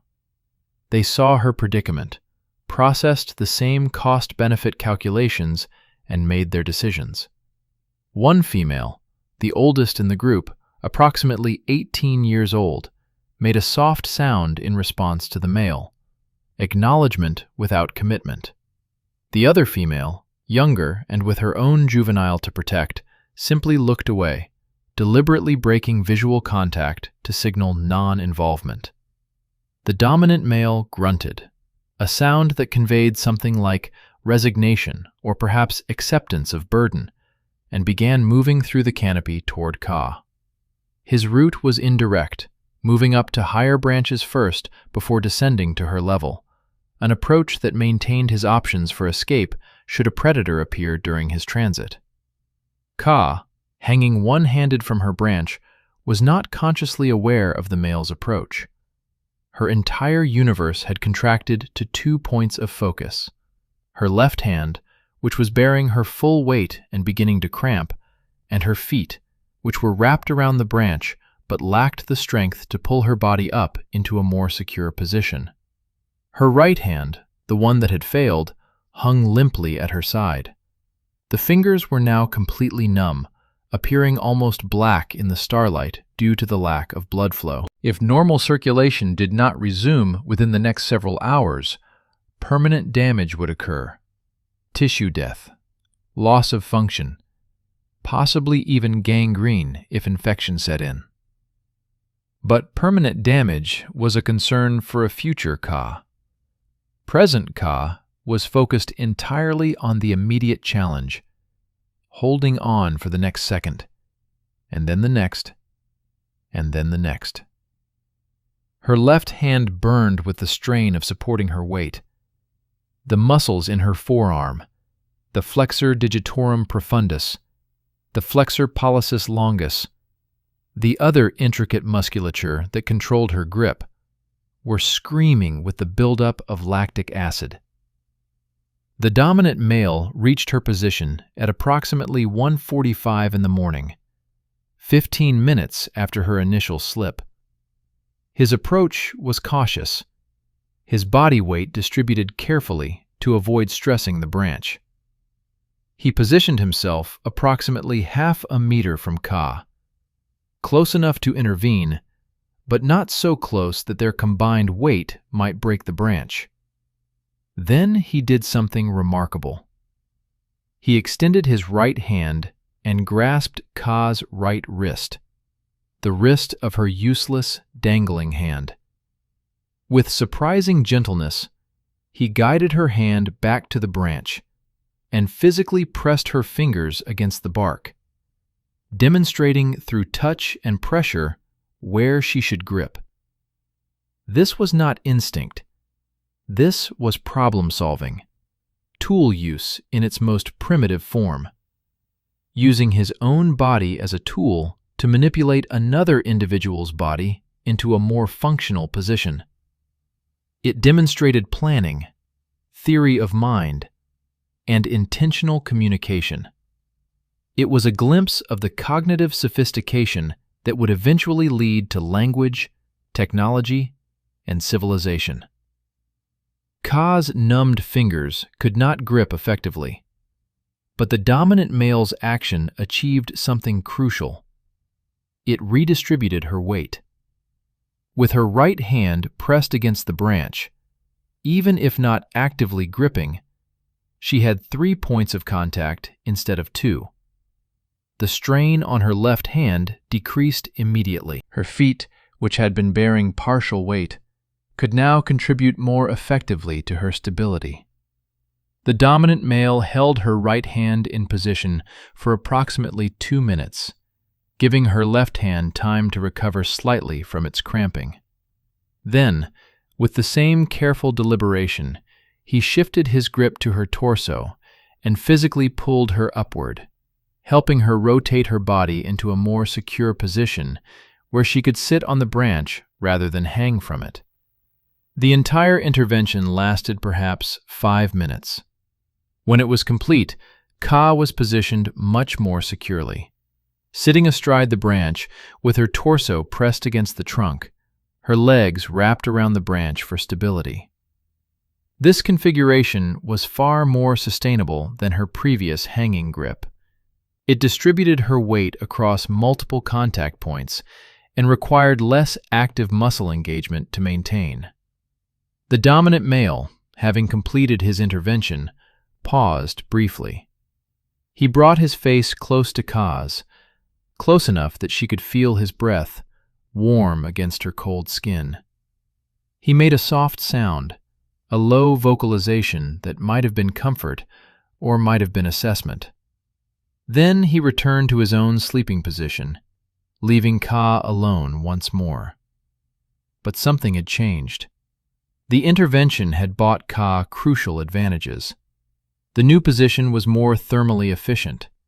Sitting allowed her to curl in on herself slightly, reducing exposed surface area. It was less metabolically demanding. Her muscles could partially relax, rather than maintaining constant tension.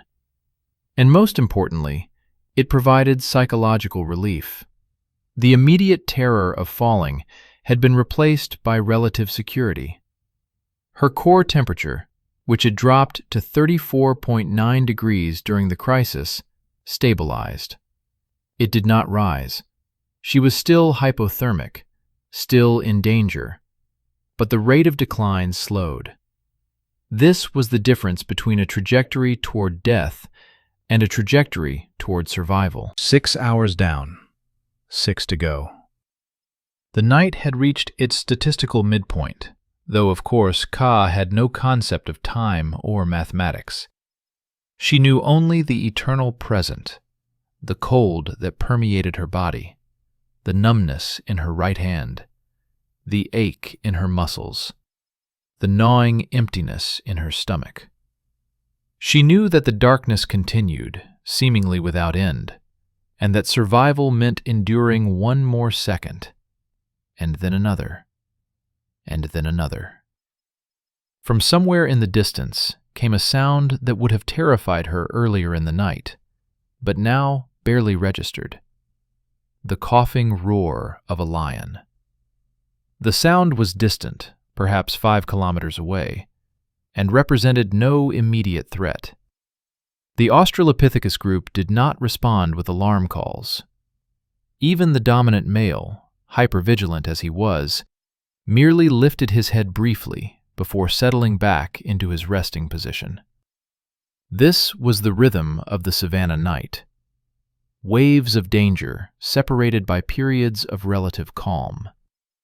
The challenge for prey species was to maintain appropriate vigilance across both states, to respond to genuine threats without exhausting themselves through constant maximum alertness. Ka's body, having survived the immediate crisis of her slipping grip, now faced the longer-term challenge that had been building all night: energy depletion. She had not eaten since nursing from her mother approximately 8 hours before the attack. The milk she had consumed, rich in fats and proteins, had been completely metabolized. Her modest fat stores had been burned through by hours of shivering. Her body was now catabolizing muscle tissue to generate the energy needed to stay alive. This muscle breakdown produced waste products: urea, creatinine, various nitrogen compounds that her kidneys would normally filter out. But her circulatory system, compromised by hypothermia and stress, was not functioning optimally. These waste products were beginning to accumulate in her bloodstream, adding a subtle toxic burden to her already stressed physiology. Her brain, which represented only about 3% of her body weight, but consumed approximately 20% of her resting metabolism, was particularly vulnerable to energy depletion. As glucose levels in her bloodstream dropped, her cognitive function, already limited by her developmental stage, began to decline further.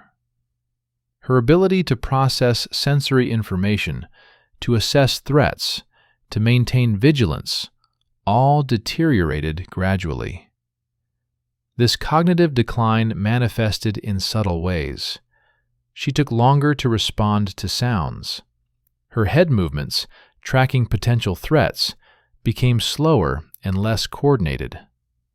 Her large eyes, which had been scanning the environment continuously, now fixed on single points for extended periods.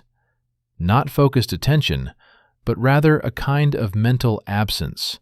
Brief moments where her consciousness seemed to flicker like a guttering candle. At approximately 2:30 in the morning, Ka experienced her first microsleep. This is a neurological phenomenon where the brain, overwhelmed by exhaustion, simply shuts down for brief periods, typically 1 to 30 seconds. During these microsleeps, the individual loses consciousness completely, though their body may maintain posture through reflexive muscle tone. Ka's microsleep lasted approximately 4 seconds. During those 4 seconds, she was effectively unconscious, unaware of her surroundings, unresponsive to stimuli. Her grip on the branch loosened slightly, not enough to cause her to fall, thanks to the more secure position the dominant male had helped her achieve, but enough that had a predator approached during those 4 seconds, she would not have been able to respond.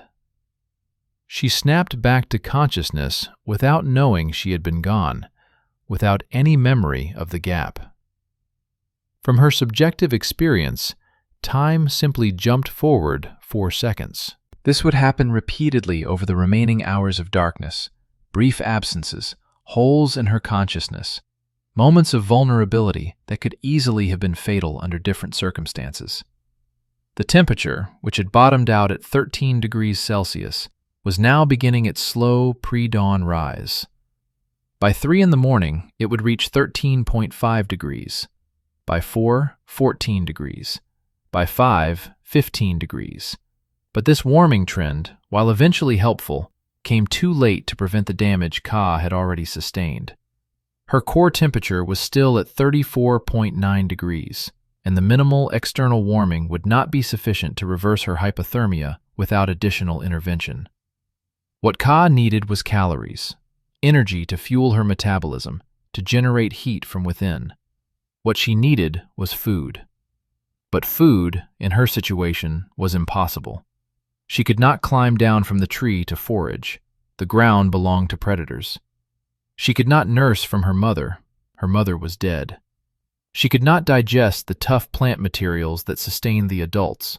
Her digestive system was not yet developed enough to extract nutrients from such sources. She was in an impossible situation, survival dependent on factors beyond her control. She needed the night to end, needed the sun to rise and bring warmth, needed the group to begin foraging so she might scavenge scraps of easily digestible food. She needed, in short, for time to pass and circumstances to change. And so she waited. She sat on her branch, her small body curled as tightly as she could manage, and she waited. Her shivering had decreased, not because she was warmer, but because her muscles were exhausted, depleted of the fuel needed to maintain that rapid contraction. Her consciousness flickered in and out, microsleeps becoming slightly longer and more frequent. 6.5 hours down, 5.5 to go. The night had not broken her yet. She clung to life with the same desperate determination with which she clung to her branch. She had no understanding of her own resilience, no pride in her survival, no narrative framework to contextualize her struggle.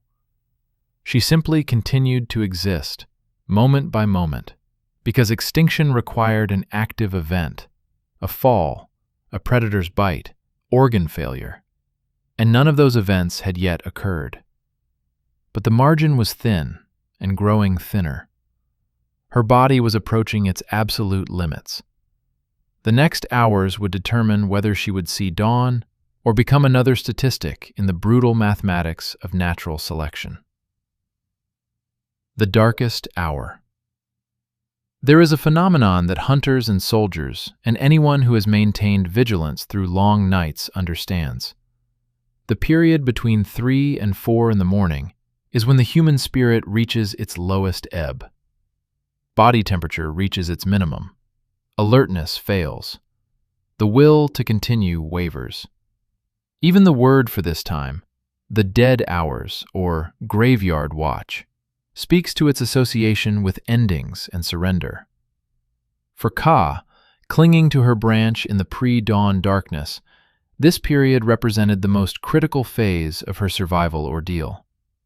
She had now been without food for approximately 13 hours, far longer than her developing body was designed to withstand. Her core temperature had stabilized at 34.8 degrees Celsius, but stabilization at a hypothermic level was not success. It was merely a slower form of failure. Her consciousness was fragmenting more severely now. The microsleeps that had begun as 4-second absences were now lasting 10 to 15 seconds. During these periods, her body sagged against the tree trunk, held in place only by the configuration the dominant male had arranged. Her legs wrapped around the branch, her torso pressed against the trunk. It was a position that could maintain her even while unconscious, at least for brief periods. But each microsleep represented danger. During these absences, she could not respond to threats. She could not hear the approach of a predator. She could not adjust her position if she began to slip. She was effectively dead to the world, saved only by the fact that the world, for those brief moments, happened not to kill her. At 3:15 in the morning, something changed in the acoustic environment of the savanna. The night sounds, the distant calls of hyenas, the occasional roar of lions, the rustling of nocturnal animals through grass, had been relatively constant throughout the night. But now they began to shift in character and intensity. A new sound entered the soundscape, the territorial call of a male hippopotamus. This was not unusual in itself. Hippos are highly vocal animals, advertising their presence and status through bellowing roars that can carry for kilometers. What was unusual was the location. The call came from the stream approximately 200 meters from the acacia grove, much closer than hippos typically approached wooded areas during nighttime grazing. The reason for this unusual proximity became apparent within minutes. The hippo's call was answered, not by another hippo, but by the deep, resonant roar of a lion. Not just one lion, but multiple individuals, their vocalizations overlapping in a chorus that spoke of a pride, not a solitary individual. The Australopithecus group responded immediately. The dominant male's head snapped up, his body going rigid with alertness. The other adults also stirred, their postures shifting from rest to vigilance. Several individuals moved to higher positions in their respective trees, seeking additional safety margins.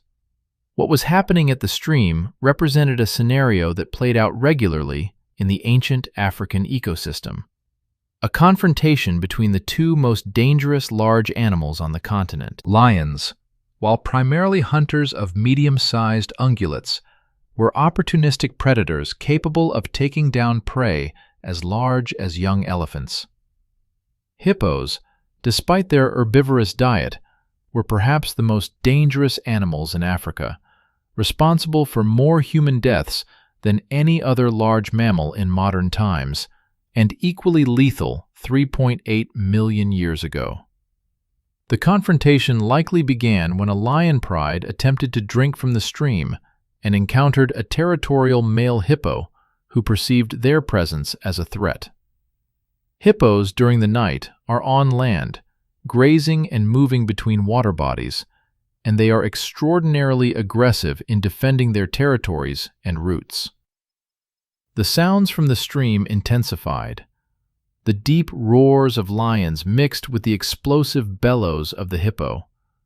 Then came sounds of combat, splashing water, the thud of bodies colliding, the higher-pitched yelps of a lion receiving injury. The battle was loud enough and close enough that Ka, even in her compromised state, registered it as a significant threat. Her heart rate, which had been dropping as her metabolism slowed, suddenly accelerated. Adrenaline flooded her system once more, the fourth major surge of the night. This was becoming problematic. Each adrenaline spike had short-term benefits, increased alertness, mobilization of energy reserves, but each also carried costs. The stress hormone cascade associated with adrenaline release caused wear and tear on the cardiovascular system, suppressed immune function, and accelerated the depletion of energy stores. Ka's body was beginning to show signs of cumulative stress damage. Her heart rhythm, normally steady even when elevated, now showed occasional irregular beats, premature ventricular contractions caused by electrolyte imbalances and exhaustion. Her breathing, which should have been slow and regular during rest, was shallow and somewhat erratic. These were warning signs that her physiological systems were approaching failure thresholds. The battle at the stream lasted approximately 10 minutes. The sounds suggested a running fight, periods of intense confrontation followed by pauses, then renewed aggression. Finally, there came a sequence of sounds that indicated resolution. The frustrated roars of lions withdrawing, the triumphant bellowing of the hippo claiming victory, and then gradually returning quiet. The hippo had won, which was the statistically likely outcome. Adult male hippos can weigh 2,000 kilograms and possess jaws capable of biting a lion in half. Even a coordinated pride attack is dangerous against such an adversary. The lions, having assessed the situation as too risky for the potential reward, had withdrawn to seek easier prey. But the battle had consequences that rippled through the ecosystem. The lions, frustrated and still hungry, were now displaced from their intended hunting ground and would need to seek prey elsewhere. Their movements, pushed away from the stream, brought them closer to the acacia grove where Ka's group sheltered. The dominant male detected this shift immediately. His posture, which had begun to relax as the sounds of combat receded, tensed again. His nostrils flared as he tested the wind, and what he smelled caused him to make a low, urgent warning sound. Lion scent. Close. Moving closer. The effect on the group was electric. Every individual became instantly alert, heads swiveling to locate the source of danger, bodies preparing for flight if necessary. The females with young moved to the highest accessible branches. The males positioned themselves to observe approaches from multiple directions.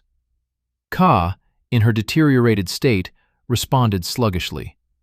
The adrenaline surge had reached her, but her depleted body could not mount the same vigorous response as earlier in the night. Her heart rate increased, yes, but not as dramatically. Her muscles tensed, but the tension was weak, trembling, unsustainable. The lions, there were 5 of them, a small pride consisting of 2 adult females, 1 subadult male, and 2 large juveniles, emerged from the tall grass approximately 40 meters from the acacia grove. They were not hunting in the focus sense, but rather patrolling, seeking opportunities, investigating possibilities. Their body language showed frustration, tails lashing, ears back, the tense movements of predators denied an expected meal. The lead female, a scarred veteran of approximately 8 years, paused when she caught the scent of the Australopithecus group. Lions are not specialized primate hunters. They prefer ungulates, whose behavior is more predictable. But they are opportunistic and will take advantage of any weakness they detect. She stared at the acacia trees for a long moment, her golden eyes reflecting the starlight. Her breathing was still elevated from the confrontation with the hippo, and her left shoulder bore fresh scratches from the encounter. She was frustrated, slightly injured, and in the kind of mood that made her willing to consider prey she might normally ignore. The lioness began walking toward the acacia grove, not running. That would come later if she decided to commit to an attack, but walking with deliberate purpose. The other pride members followed her lead, forming a loose line as they approached the trees. The Australopithecus group's response was coordinated and immediate. They began making alarm calls, not the sharp barks used for leopards or the low growls for hyenas, but a specific vocalization reserved for the most dangerous threats. This was a high-pitched, pulsing scream that communicated maximum danger, absolute emergency. The sound carried across the savanna, audible for over a kilometer. This was intentional. The alarm call served multiple purposes. It warned the group members, yes, but it also advertised to the lions that they had been detected, that surprise was impossible, that any attack would face organized resistance. Lions, like most predators, prefer surprise. An alert, prepared prey group is far more difficult to hunt successfully. The lioness, hearing the alarm calls, slowed her approach. She sat down approximately 20 meters from the nearest acacia, her tail still lashing, and simply watched. This was the same tactic the hyena matriarch had employed. Patient observation, waiting for an opportunity, hoping for a mistake. But lions could afford to be more patient than hyenas. Lions were apex predators, challenged by no other carnivore except other lions. They could wait as long as they chose. The siege continued. Minutes stretched into quarter hours into half hours. The lions maintained their vigil, sometimes resting, sometimes pacing, always watching. The Australopithecus group maintained their alert postures, though the strain was beginning to show. Sustained maximum alertness is metabolically expensive. It burns calories, elevates stress hormones, and cannot be maintained indefinitely. For Ka, this prolonged crisis pushed her to the absolute edge of survival. Her core temperature, which had stabilized at 34.8 degrees, began dropping again under the combined stress of cold, fear, and caloric depletion. 34.7, 34.6. She was approaching the threshold, 34 degrees, where severe hypothermia begins, where consciousness becomes unreliable, where the body's ability to maintain homeostasis collapses. Her shivering had stopped completely. This was not a positive sign. When shivering ceases during hypothermia, it typically indicates that the body has exhausted its ability to generate heat through muscle activity. It is a terminal sign, a precursor to system failure. Her right hand, which had lost sensation hours ago, was now showing visible signs of tissue damage. The fingers appeared swollen and discolored, darker than the surrounding tissue.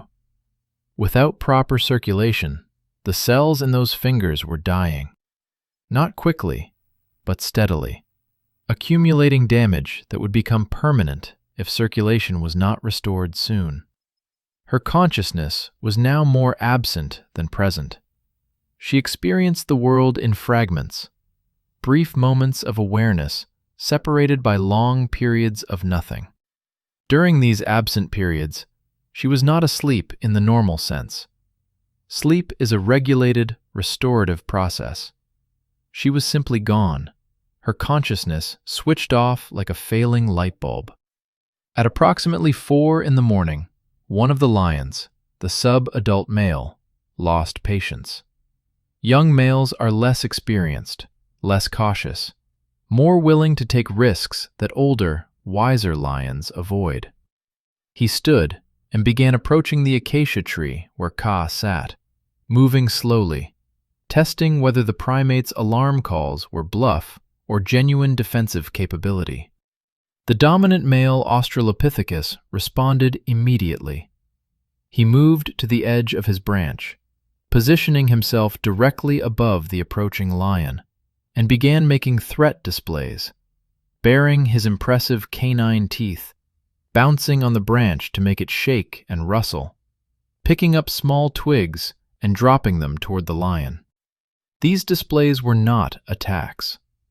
Australopithecus lacked the size and strength to seriously threaten a lion, but they served to demonstrate alertness, coordination, and willingness to resist. The sub-adult male lion, looking up at the aggressive primate and hearing the continued alarm calls from the entire group, reassessed his approach. Before he could decide whether to continue, the lead female made a sharp vocalization, a disciplinary sound directed at the young male. She had decided that this hunting attempt was not worth the continued investment of time and energy. The group had already wasted over an hour on the encounter with the hippo and had nothing to show for it. Continued siege of an alert, defensive prey group was unlikely to yield results. The lioness stood, stretched with deliberate slowness, a gesture that communicated confidence and lack of concern, and began walking away from the acacia grove. The other pride members followed, including the chastened subadult male. Within 5 minutes, they had vanished into the tall grass, their departure as silent as their approach had been obvious. The Australopithecus group maintained their vigilance for another 30 minutes before the dominant male gave the all-clear signal. The group settled once more, but the extended crisis had taken its toll. Every individual in the group was now carrying a significant stress burden: elevated cortisol, depleted energy reserves, accumulated fatigue. For Ka, the cost had been nearly fatal. Her core temperature had dropped to 34.4 degrees Celsius during the lion encounter. She was now in severe hypothermia, the threshold where normal physiological function becomes impossible. Her heart rate had slowed to 40 beats per minute, bradycardia, a dangerous sign. Her breathing was shallow and irregular, 6 breaths per minute, when normal would be 20 to 30. She was, by any reasonable medical assessment, dying. Her body was shutting down, system by system, conserving energy for only the most critical functions, maintaining minimal brain activity, keeping the heart beating, preserving the core organs. Everything else, limb function, consciousness, temperature regulation, was being sacrificed. 7.5 hours down, 4.5 to go. But something remarkable was happening, something that Kaa's failing consciousness could not register. The eastern horizon, invisible from her position in the tree, but clearly visible from the higher branches, was beginning to show the first microscopic brightening that preceded dawn. Not light, not yet, just a barely perceptible reduction in the absolute blackness of the night sky. The temperature, which had been slowly rising since 3 in the morning, was now at 14.5 degrees Celsius and climbing. This external warming was not yet sufficient to reverse Kaa's hypothermia, but it was slowing her decline. Her core temperature, which had been dropping at 0.1 degrees per hour, now dropped at only 0.05 degrees per hour. These fractional differences, these tiny margins, were the difference between death in the next hour and survival until dawn. And dawn, though Kaa could not know it, though her fragmenting consciousness could not comprehend it, was coming. The night was ending. The question was whether Kaa would survive to see it end. The waiting dawn. The transition from night to day on the African savanna is not the sudden, dramatic event that city dwellers might imagine.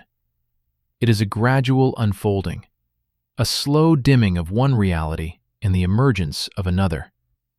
The process begins roughly 90 minutes before the sun actually breaks the horizon, a phenomenon astronomers call astronomical twilight, when the sun is between 12 and 18 degrees below the horizon. At 4:30 in the morning, this astronomical twilight had begun. To human eyes, or to Kaa's eyes had she been conscious enough to process visual information, the change was imperceptible. The stars remained brilliant overhead. The darkness seemed absolute. But for creatures with more sensitive vision, creatures adapted to detect the slightest variations in ambient light, the change was significant. The nightjar that had briefly visited Kaa's tree earlier in the night had returned, settling on a nearby branch. These birds are crepuscular hunters, most active during the transitions between day and night. The subtle brightening of the sky signaled to her that dawn was approaching, that the brief window for morning hunting would soon open. She began preening, preparing her flight feathers for the intensive aerial pursuit of insects that would characterize the next hour. Kaa was barely conscious of the bird's presence. Her awareness had contracted to something approaching a point, not quite gone, not quite present, suspended in a twilight of her own. Her core temperature had reached 34.3 degrees Celsius, and her body was implementing its final emergency protocols. At this level of hypothermia, the brain begins to shut down non-essential cognitive functions to preserve the most primitive survival mechanisms. Memory formation ceases. If Kaa survived this night, she would have no recollection of these hours. Complex thought becomes impossible. Even basic sensory processing is impaired. She existed in a state that was neither fully alive nor completely unconscious, a liminal space between survival and extinction. Her heart continued to beat, though slowly and irregularly. 40 beats per minute, then 38, then briefly spiking to 45 before settling back to 40. This cardiac instability was dangerous. The heart muscle, deprived of adequate oxygen and glucose, was struggling to maintain its rhythmic contractions. At any moment, the rhythm could deteriorate into ventricular fibrillation, a chaotic quivering that produces no effective blood flow, and death would follow within minutes. Her breathing had become periodic, clusters of shallow breaths separated by long pauses. Medical professionals call this Cheyne-Stokes respiration, and it typically indicates severe brainstem dysfunction. Each pause lasted 10 to 15 seconds, during which time no oxygen entered her lungs, no carbon dioxide was expelled. Then would come a cluster of rapid, shallow breaths, her body desperately trying to compensate for the accumulated oxygen debt. The dominant male, from his position several meters away, was aware of Ka's deteriorating condition in the way that social animals are aware of packmate status, not through medical knowledge, but through subtle behavioral cues. He could hear the irregular pattern of her breathing. He could see, even in the darkness, that her posture had changed, that she was sagging against the tree trunk rather than maintaining active position. He faced another decision point. Dawn was approaching. He could sense it through mechanisms that scientists are still working to fully understand. Probably some combination of circadian rhythm, subtle light changes, and shifts in temperature and acoustic environment. The night was ending, which meant the immediate predation risk was decreasing. Soon the group could descend and begin foraging. But Ka was failing. If she died in the tree, her body would need to be left behind. Australopithecus did not practice any form of burial or body handling. It would hang in the branches, decomposing, potentially attracting scavengers to the group's preferred sleeping area. This was undesirable from a practical standpoint. More complexly, her death would represent a failure of the group's protective function. While Australopithecus did not possess the same depth of social bonding that would characterize later hominins, they did have rudimentary forms of group cohesion and collective responsibility. A death within the group created social stress, disrupted hierarchies, and represented a loss of the collective investment the group had made in that individual's development. The dominant male made a soft vocalization, a query to the group. The response was limited. Most of the adults were focused on the approaching dawn, on the anticipation of food and water, and the relief of surviving another night. One female responded. The oldest female, the one who had acknowledged his earlier query. Her vocalization conveyed something like agreement or support. The male began moving through the canopy toward Ka once more. This would be his fourth intervention of the night, an unprecedented level of investment in a non-related infant. The evolutionary calculus that drove this behavior is complex and subject to scientific debate. Was it primitive altruism? Reciprocal altruism with the expectation of future benefits? Simple risk management to maintain group cohesion? Perhaps it was all of these. Or perhaps it was something that cannot be fully explained by adaptive logic. Some emergent property of social cognition that transcends pure survival mathematics. Whatever the mechanism, the dominant male reached Ka's position at approximately 4:45 in the morning and assessed her condition. She was still breathing, though barely. Her eyes were open but unfocused, staring at nothing.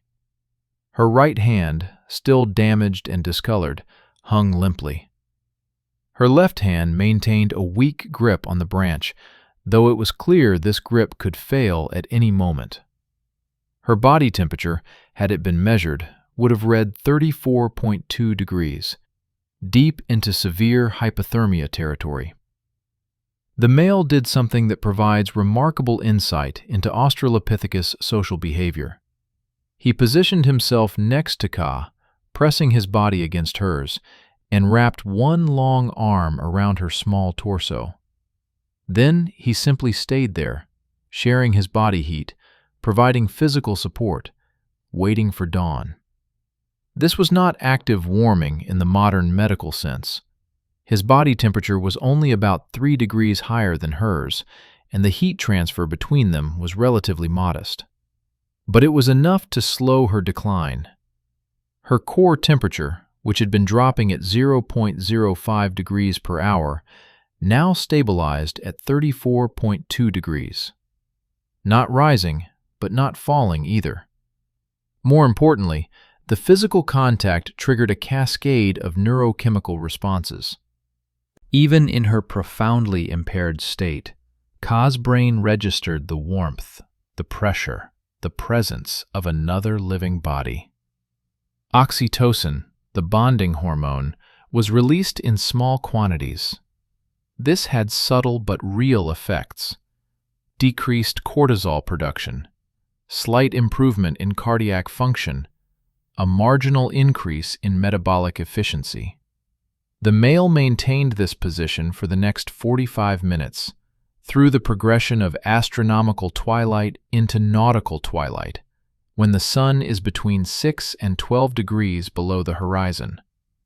During this period, the sky began to show definite brightening. The stars directly overhead remained visible, but those near the eastern horizon began to fade. The absolute blackness of night gave way to the deepest blue, a color so dark it was almost indistinguishable from black, but subtly, definitely different. The savanna's acoustic environment was changing as well. The nocturnal hunters were returning to their dens and resting places. The hyena's whooping calls faded into silence. The lion's roars ceased. The owls stopped hunting and sought their day roosts. In their place came the first tentative sounds of diurnal species awakening: the distant call of a francolin, the chirping of small birds in nearby bushes, the rustle of dik-diks moving through grass. At 5:20 in the morning, the sun was 6 degrees below the horizon, and civil twilight began, the period when outdoor activities become possible without artificial light. The eastern sky was now clearly lighter than the rest of the sky, showing bands of deep blue fading to lighter blue near the horizon. Individual trees and landscape features that had been invisible silhouettes now showed texture and detail. The Australopithecus group began to stir from their sleeping positions. This was the most dangerous transition period, descending from the safety of trees to the exposed ground. The group had evolved a specific protocol for this transition. The dominant male descended first, checking for overnight predators that might be lingering near the base of the trees. Other adults followed in a specific order based on social rank. Juveniles came last, under the watchful eyes of multiple adults. But this morning, the protocol was disrupted by Ka's condition. The dominant male could not perform his scouting role while supporting her.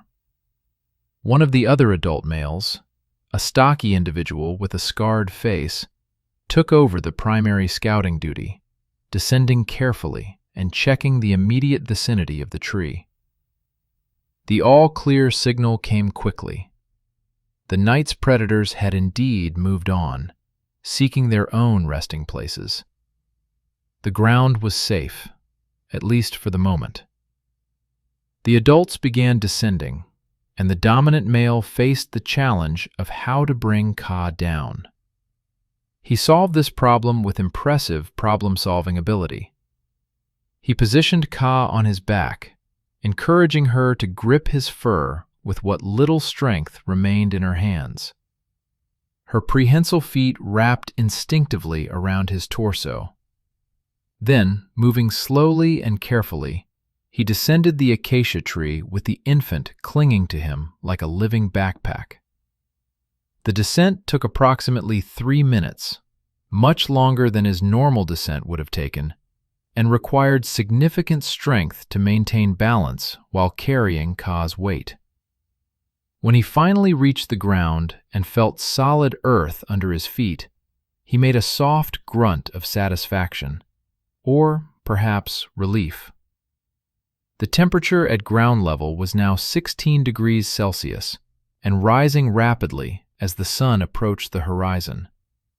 This was still cool, but no longer dangerously cold. More importantly, the group could now begin the morning foraging routine, which meant access to food and water.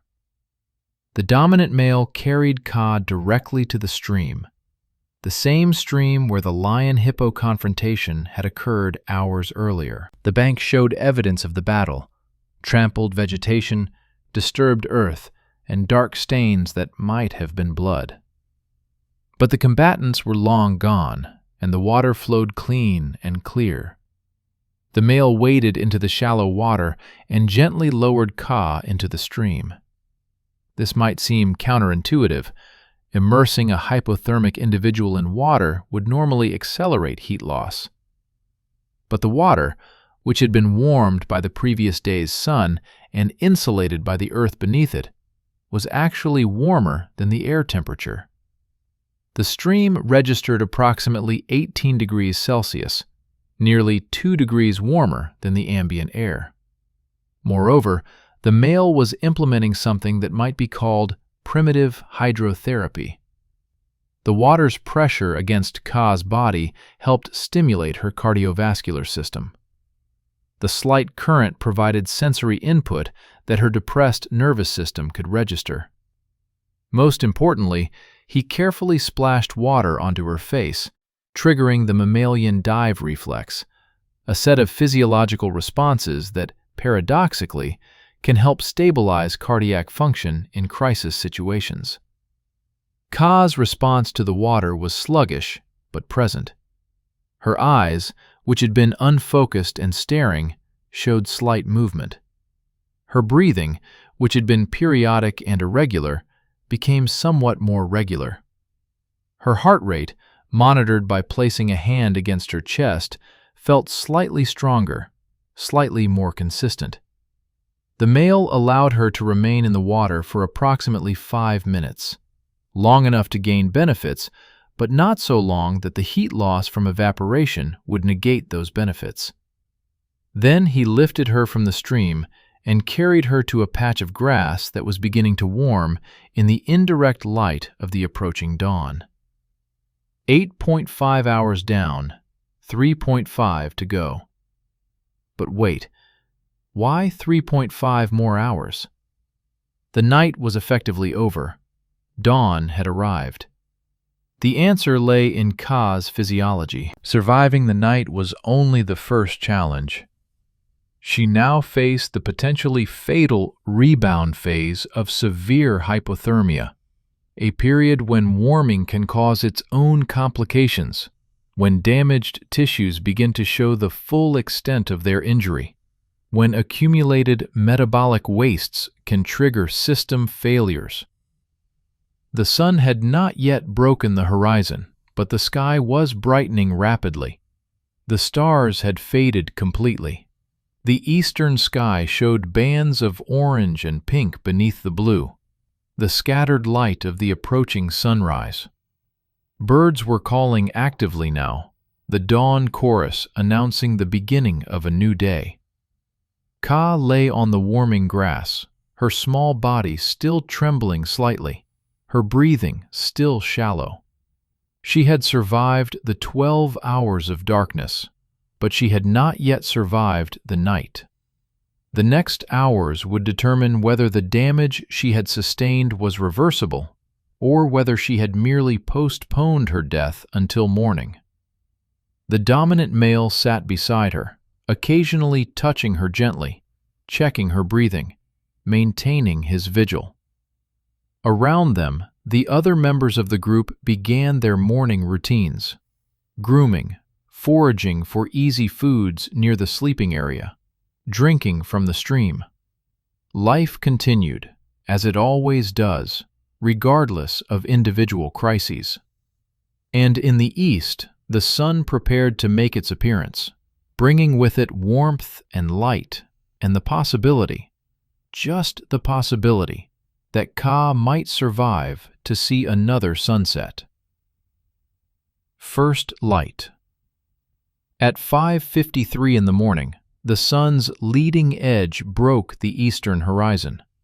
The effect was immediate and dramatic, not in the sense of sudden brightness, but in the quality of light that suddenly flooded across the savanna. The diffuse, shadowless illumination of twilight gave way to directional light that created sharp contrasts, long shadows, and revealed colors that had been invisible in the darkness. The grass, which had appeared uniformly dark throughout the night, now showed itself to be a complex palette of golds, greens, and browns. The acacia trees, silhouettes against the stars only minutes before, now displayed the intricate architecture of their branches and the delicate structure of their leaves. The stream reflected the sky's orange and pink, becoming a ribbon of fire cutting through the landscape. For the Australopithecus group, sunrise meant more than aesthetics. It meant safety. The night hunters were gone now, retreating to dens and thick vegetation where they would sleep through the heat of the day. The savanna belonged once more to the herbivores and their watchful primate observers. The psychological relief was palpable. Several group members vocalized softly, sounds that communicated something like satisfaction or perhaps gratitude for surviving another night. The temperature was rising rapidly now, a degree every 10 minutes as the sun's radiation began heating the Earth's surface. 17 degrees Celsius, 18 degrees, 19 degrees. This warming trend would continue for the next 5 hours until the midday temperature peaked somewhere around 35 degrees Celsius. For Ka, lying on the warming grass, with the dominant male maintaining his protective vigil, the rising temperature was literally life-saving. Her core temperature, which had stabilized at 34.2 degrees during the male's intervention in the tree, now began to rise as external warming supplemented her depleted metabolic heat production. 34.3 degrees, 34.5 degrees, 34.8 degrees. This warming, while essential, was not without complications. As her core temperature rose, blood flow began returning to her extremities, a process called reperfusion. This might sound positive, but reperfusion after prolonged ischemia can cause significant problems. The tissues that had been deprived of oxygen and nutrients had accumulated metabolic wastes and cellular damage. As blood flow resumed, these waste products and damaged cellular contents flooded back into the central circulation. The result was a phenomenon called reperfusion injury. Ka's body was suddenly dealing with a toxic load of damaged proteins, cellular debris, and accumulated metabolic wastes. Her liver, which would normally process these substances, was itself recovering from hypothermic stress. Her kidneys, responsible for filtering wastes from the blood, were operating at reduced efficiency. She was, in effect, experiencing a milder version of the syndrome that modern medicine calls afterdrop, a paradoxical drop in core temperature that can occur during the rewarming phase of hypothermia. In some cases, this afterdrop can be fatal, as cold blood from the extremities returns to the heart and further depresses cardiac function.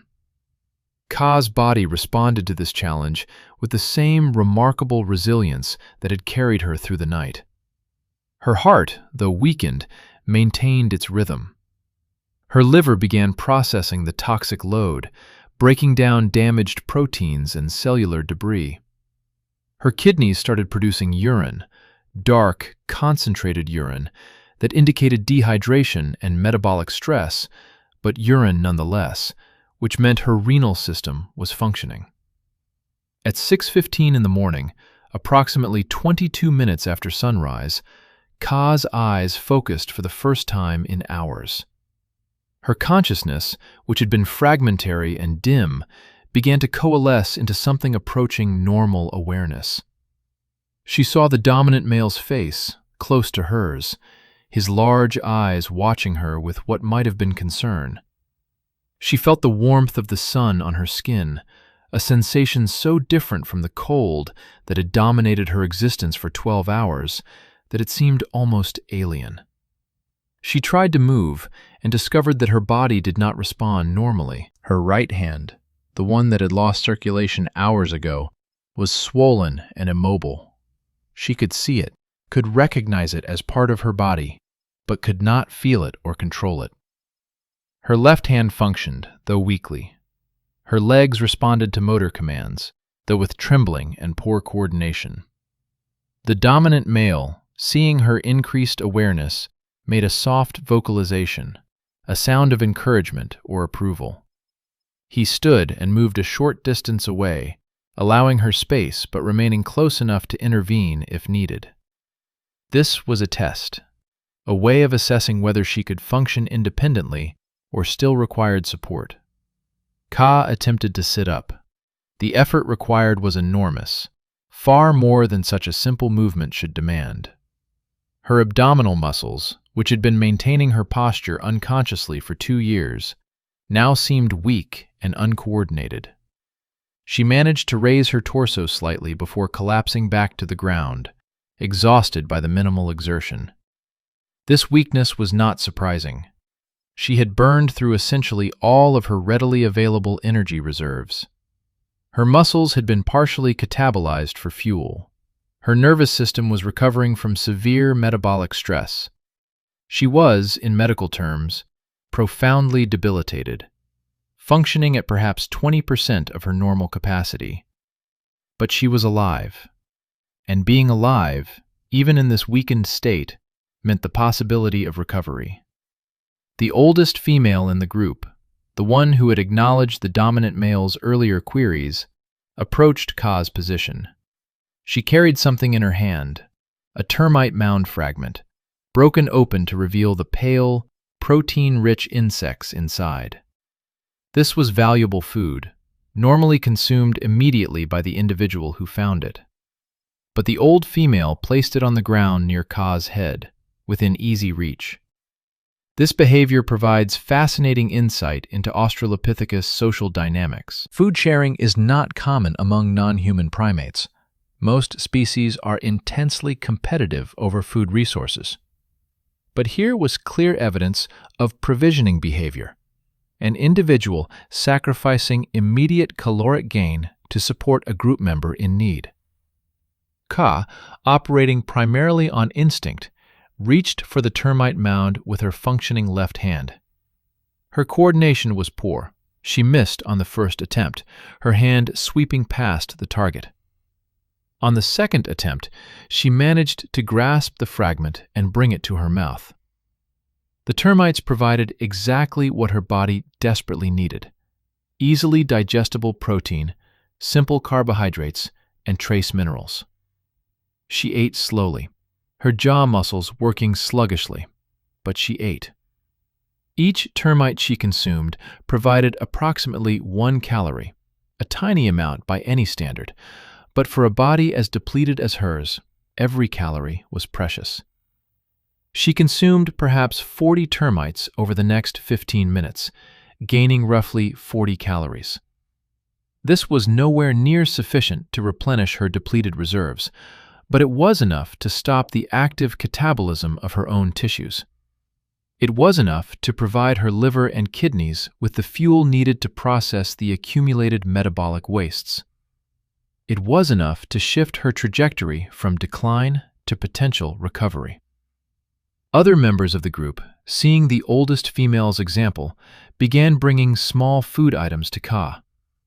A handful of berries from one individual, a few tender grass shoots from another, a piece of soft tuber from a third. Each contribution was small. These were not altruistic acts in the pure sense, but rather minimal investments that carried social benefits.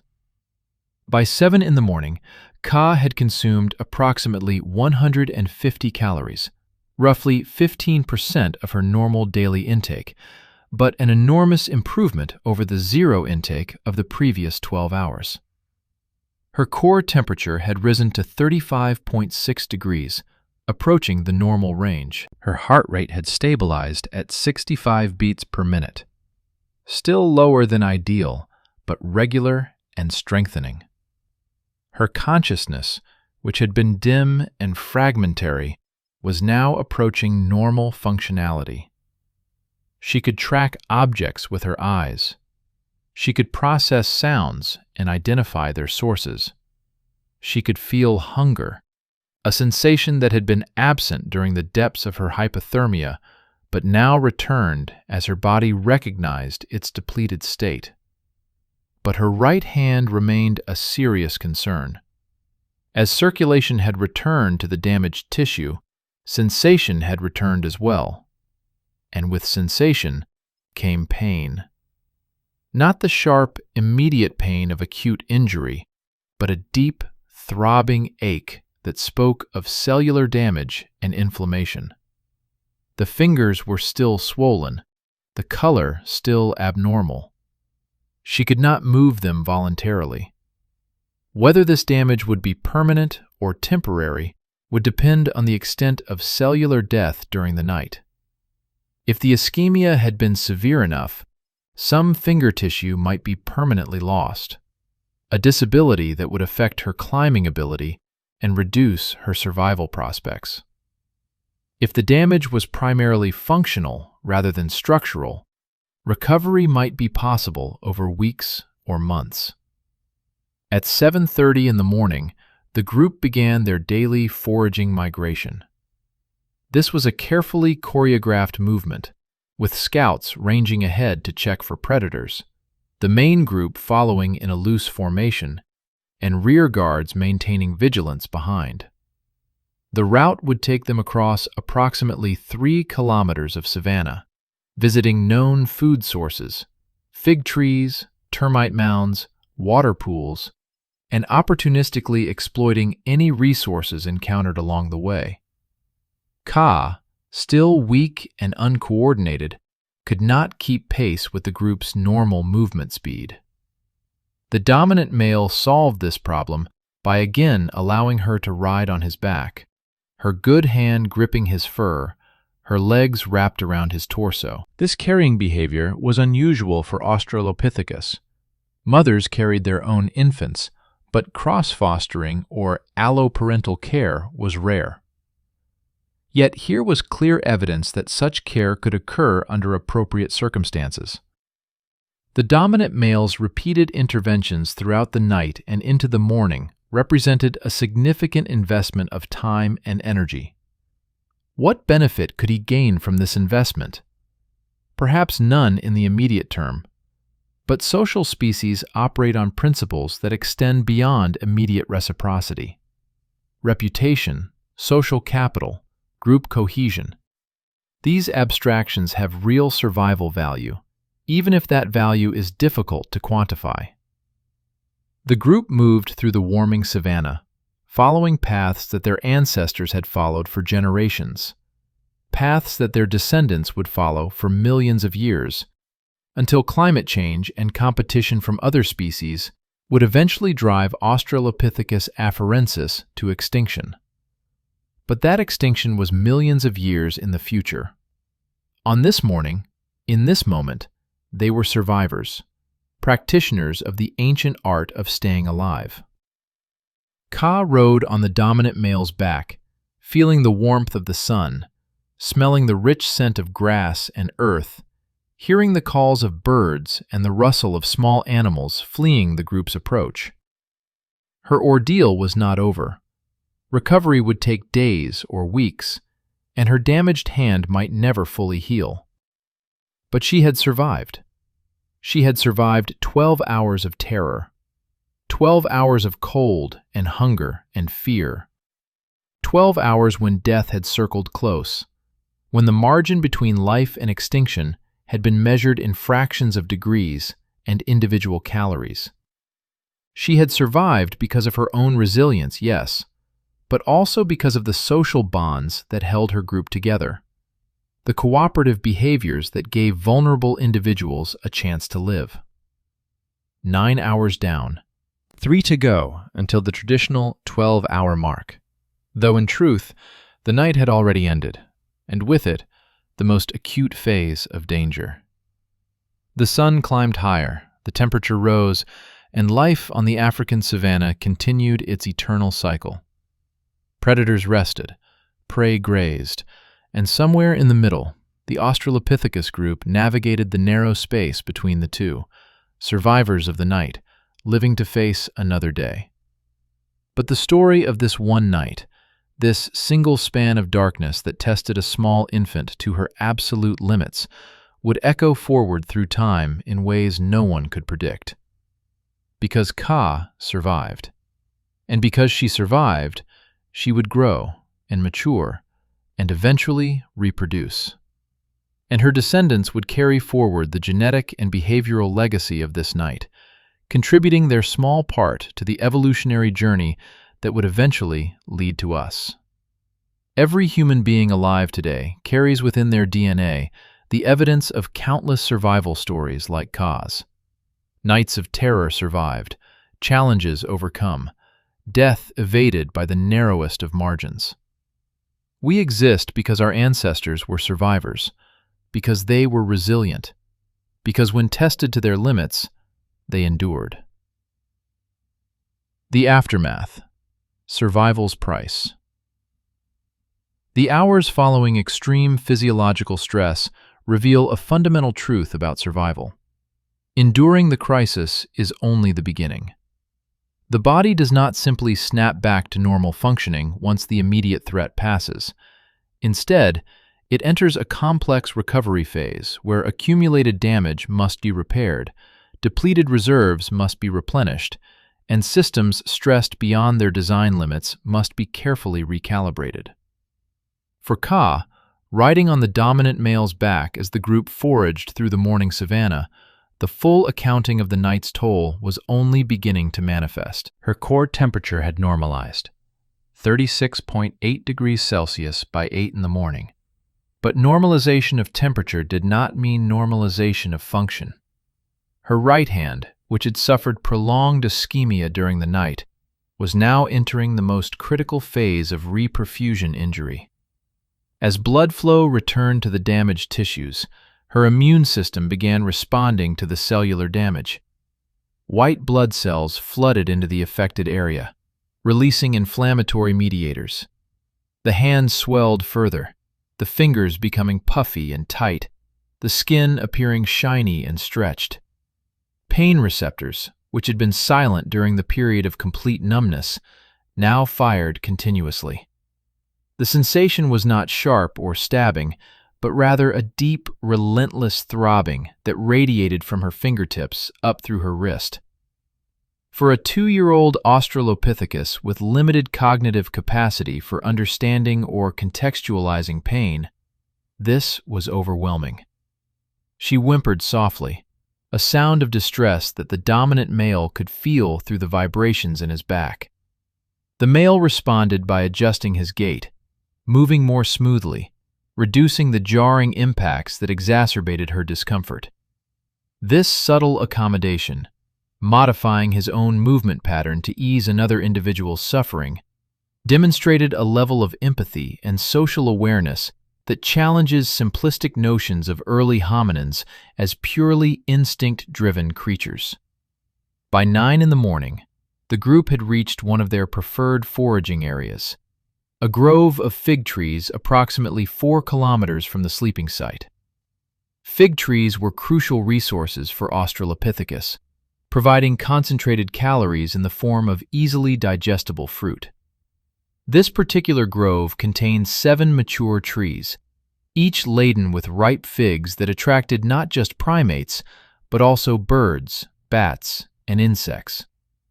The group's arrival at the fig grove triggered a shift in social dynamics. Food competition, which had been suspended during the crisis of the night, now reasserted itself. The dominant individuals, the large males and the high-ranking females, claimed the best feeding positions, the branches most heavily laden with ripe fruit. Subordinate individuals had to wait their turn or forage in less productive areas of the trees. Ka, under normal circumstances, would have fed while clinging to her mother, sharing access to whatever feeding position her mother could claim. But her mother was dead, and Ka was too weak to climb independently. She remained on the ground, beneath the trees, dependent on whatever food might fall or be dropped by the foraging group above. The oldest female, the one who had first brought Ka termites, descended from her feeding position carrying several figs. She approached Ka and placed the fruit on the ground near her, then returned to the canopy to continue her own feeding. This provisioning behavior continued throughout the morning feeding session. Various group members, having satisfied their own immediate hunger, brought food to Ka: figs, soft leaves, even a piece of honeycomb that one individual had extracted from a tree cavity. This collective provisioning was remarkable, but not entirely altruistic. Each individual who brought food to Ka was making a small investment in group cohesion and social capital. The dominant male's repeated interventions throughout the night had sent a clear signal. This infant was worth protecting, worth investing in. By participating in her care, other group members aligned themselves with the dominant male's decision and reinforced their own standing within the group's social hierarchy. Ka ate slowly but steadily. By 10 in the morning, she had consumed approximately 400 calories, still well below her normal daily intake of 1,000 to 1,200 calories, but enough to shift her body's metabolism from emergency starvation mode to early recovery mode. Her liver, which had been breaking down muscle tissue to generate glucose, could now switch to processing the dietary sugars from the figs. Her kidneys, stressed by the toxic load of metabolic wastes, began the process of clearing her bloodstream. But recovery was not linear or straightforward.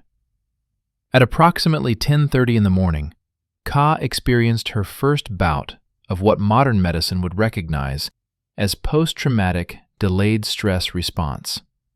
Her body, no longer in immediate crisis, began processing the accumulated stress hormones and trauma of the previous 12 hours.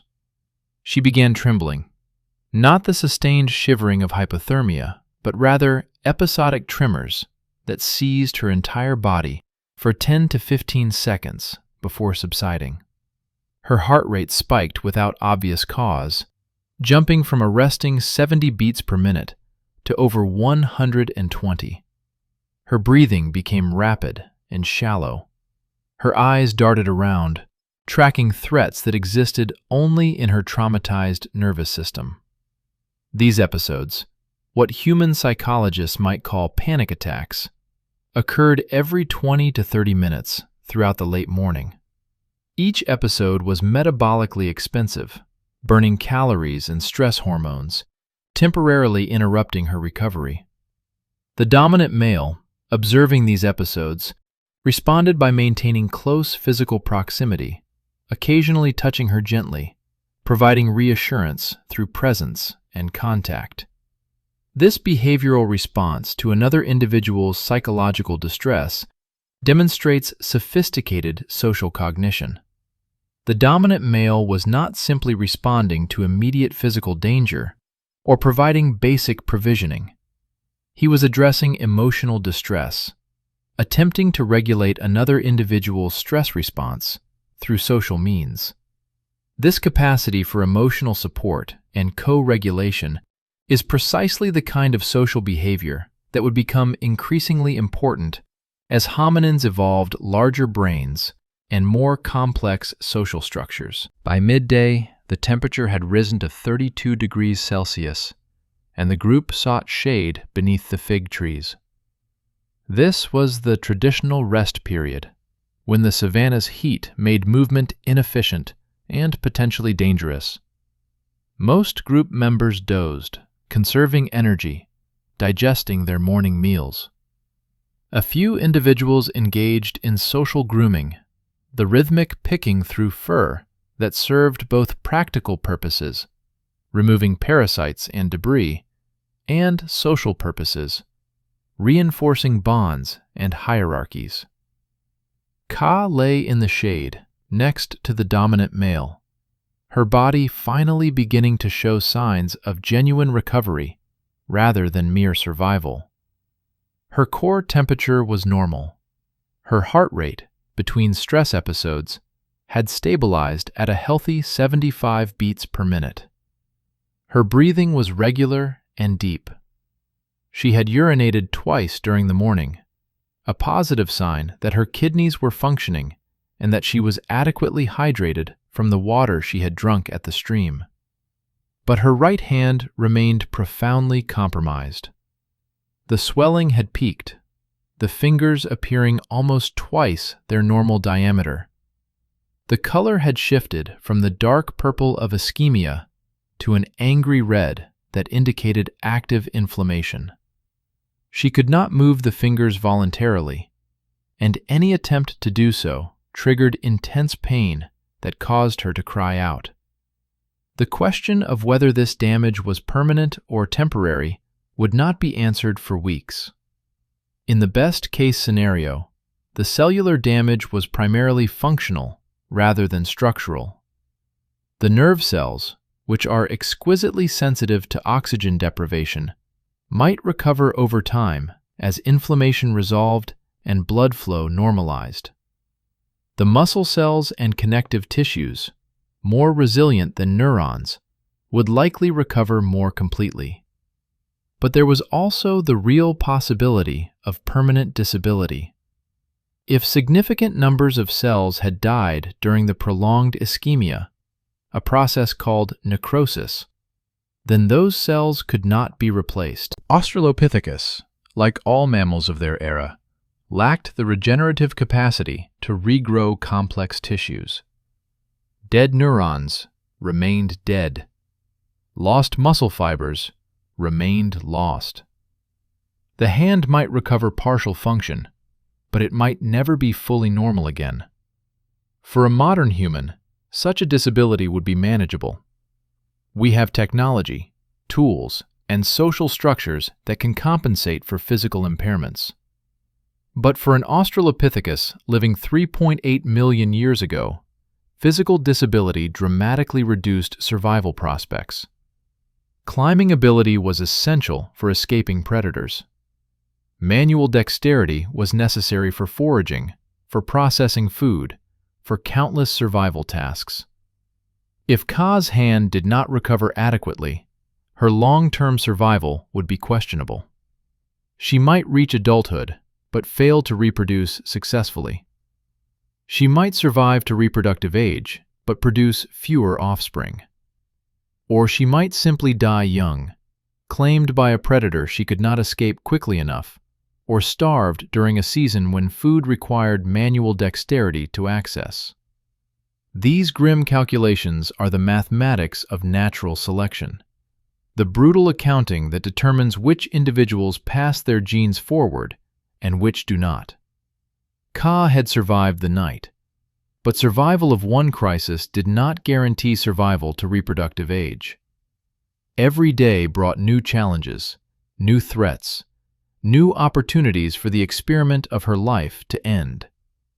At approximately 2 in the afternoon, the group began moving again, leaving the shade of the fig grove to continue their daily foraging circuit. The destination was a known water source, a permanent spring approximately 2 kilometers distant, where the group would drink and possibly forage for aquatic plants, and the insects that congregated around water. Ka was stronger now than she had been in the morning, strong enough to attempt walking on her own rather than riding on the dominant male's back. Her first steps were unsteady, her coordination still impaired by the metabolic stress of the previous night. She stumbled frequently, her legs not quite responding to the motor commands her brain sent. But she could walk, and walking represented progress. The dominant male remained close, occasionally steadying her when she lost balance, but increasingly allowing her to function independently. This gradual withdrawal of support was appropriate. Ka needed to rebuild her strength and coordination, and excessive assistance would delay that recovery. The journey to the water source took nearly an hour, far longer than the group would normally require to cover 2 kilometers. This was because they moved at Ka's pace, accommodating her reduced mobility. This accommodation carried costs for the group. They reached the water later than optimal, missing the cooler temperatures of early afternoon. They spent energy moving slowly rather than efficiently. They exposed themselves to predation risk for a longer period. Why did the group tolerate these costs? The answer lies in the complex web of social bonds, reciprocal obligations, and group dynamics that characterized Australopithecus society. The dominant male had invested significant effort in saving Ka. That investment created a kind of social debt. Abandoning her now would devalue his previous efforts and potentially damage his status within the group. Other group members, by participating in her care, had also invested in her survival. The group had made a collective decision, perhaps not consciously articulated but nonetheless real, that Ka was worth the costs of supporting her recovery. They reached the spring at 3:15 in the afternoon. The water, bubbling up from underground aquifers, was clean and cool, a precious resource in the semi-arid savanna environment. The group drank deeply, replenishing fluids lost to the morning's heat and exertion. Ka drank as well, lapping water awkwardly with her tongue, getting almost as much on her face as in her mouth, but succeeding nonetheless. After drinking, she lay in the shallows of the spring's outflow pool, allowing the cool water to flow over her damaged hand. This was instinctive behavior. The cold water provided temporary pain relief and helped reduce the inflammatory swelling. Modern medical practice would recommend similar treatment: rest, ice, compression, elevation. Ka's instincts, refined by millions of years of evolution, had arrived at similar conclusions. The afternoon progressed. The group foraged around the spring, finding edible plants, insects, and small vertebrates. Ka received more provisioned food, enough to bring her daily intake to approximately 700 calories by late afternoon. This was still below her normal requirements, but it was sufficient to support recovery rather than merely preventing further decline. Her stress episodes, the panic-like responses that had plagued her throughout the late morning, were becoming less frequent.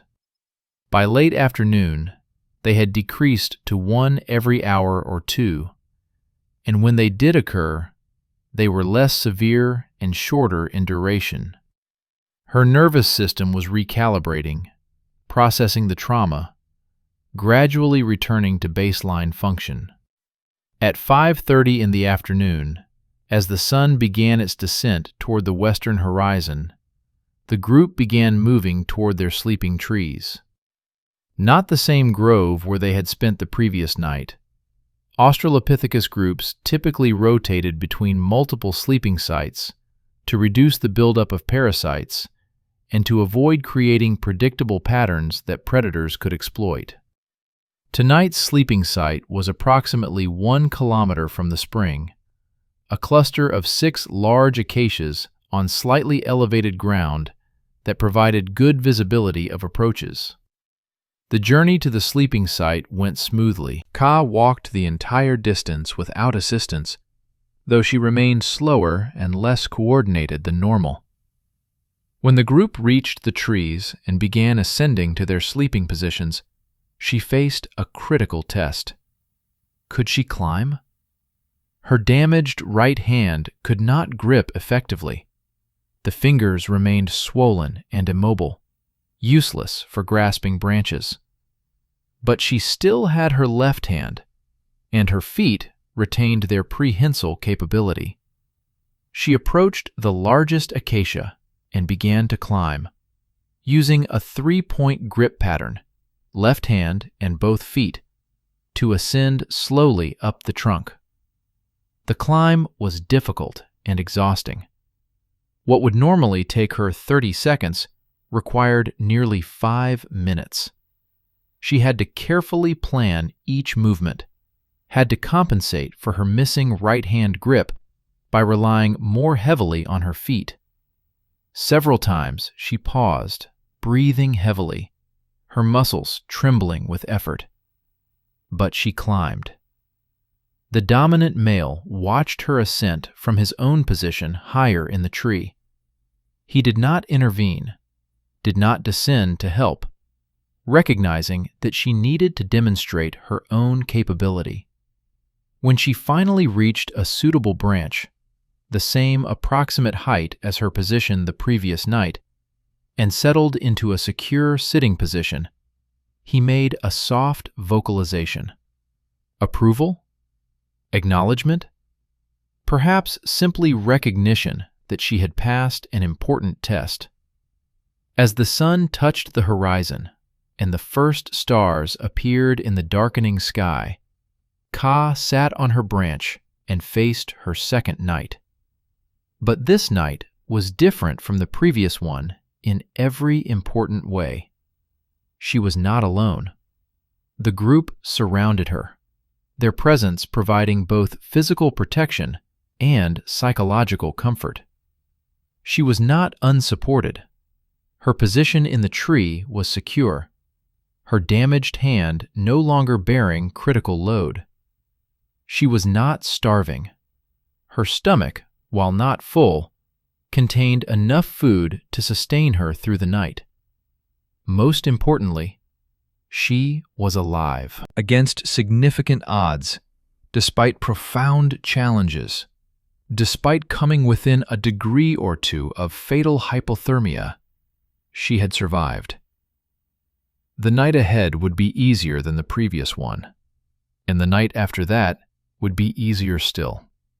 Recovery would continue, day by day, until either she fully healed or the permanent extent of her disability became clear. The temperature began to drop as darkness fell. 18 degrees, 17 degrees, 16 degrees. But Ka did not shiver.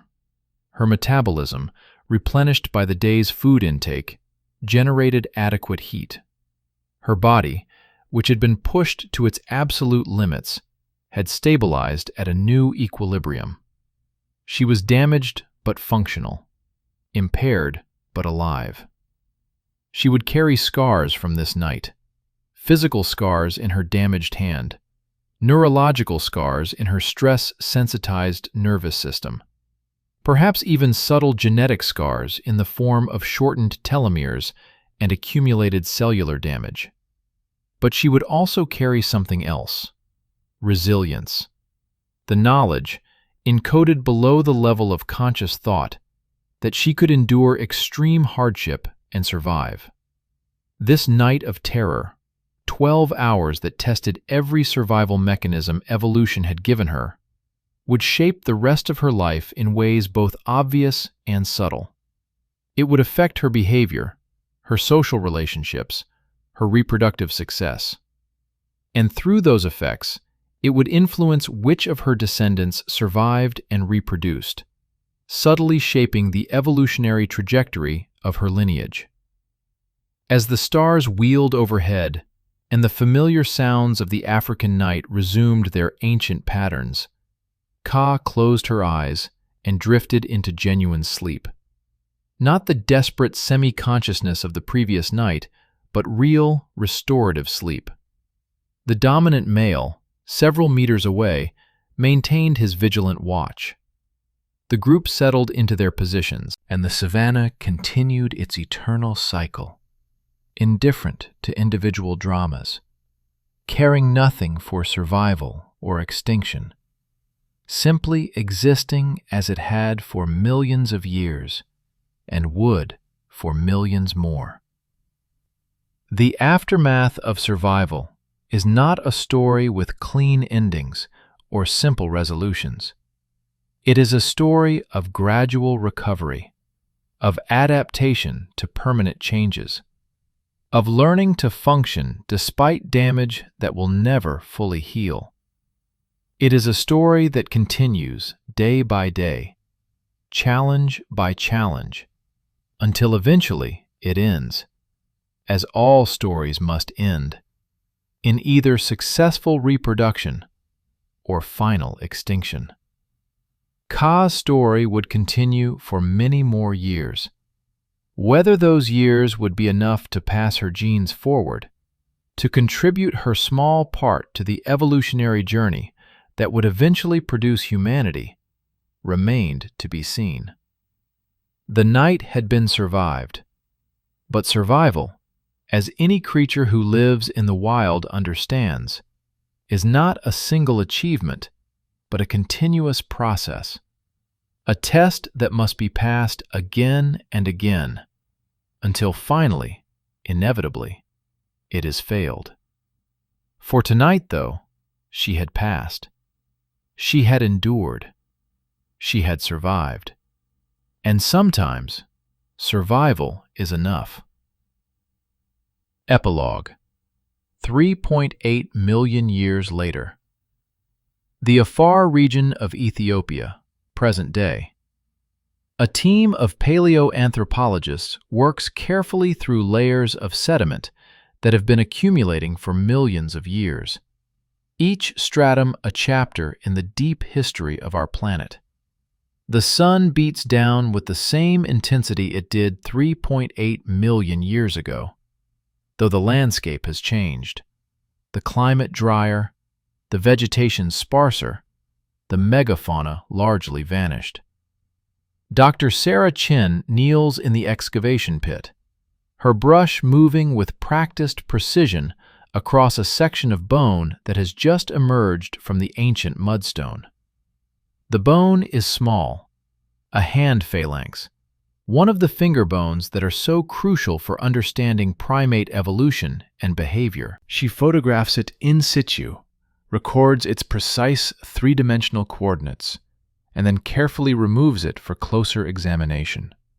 Back in the field laboratory, a canvas tent equipped with microscopes, computers, and reference collections, Dr. Chen cleans the fossil and begins her analysis. The bone is approximately 3.8 million years old, based on radiometric dating of the volcanic ash layers that bracket the fossil-bearing sediment.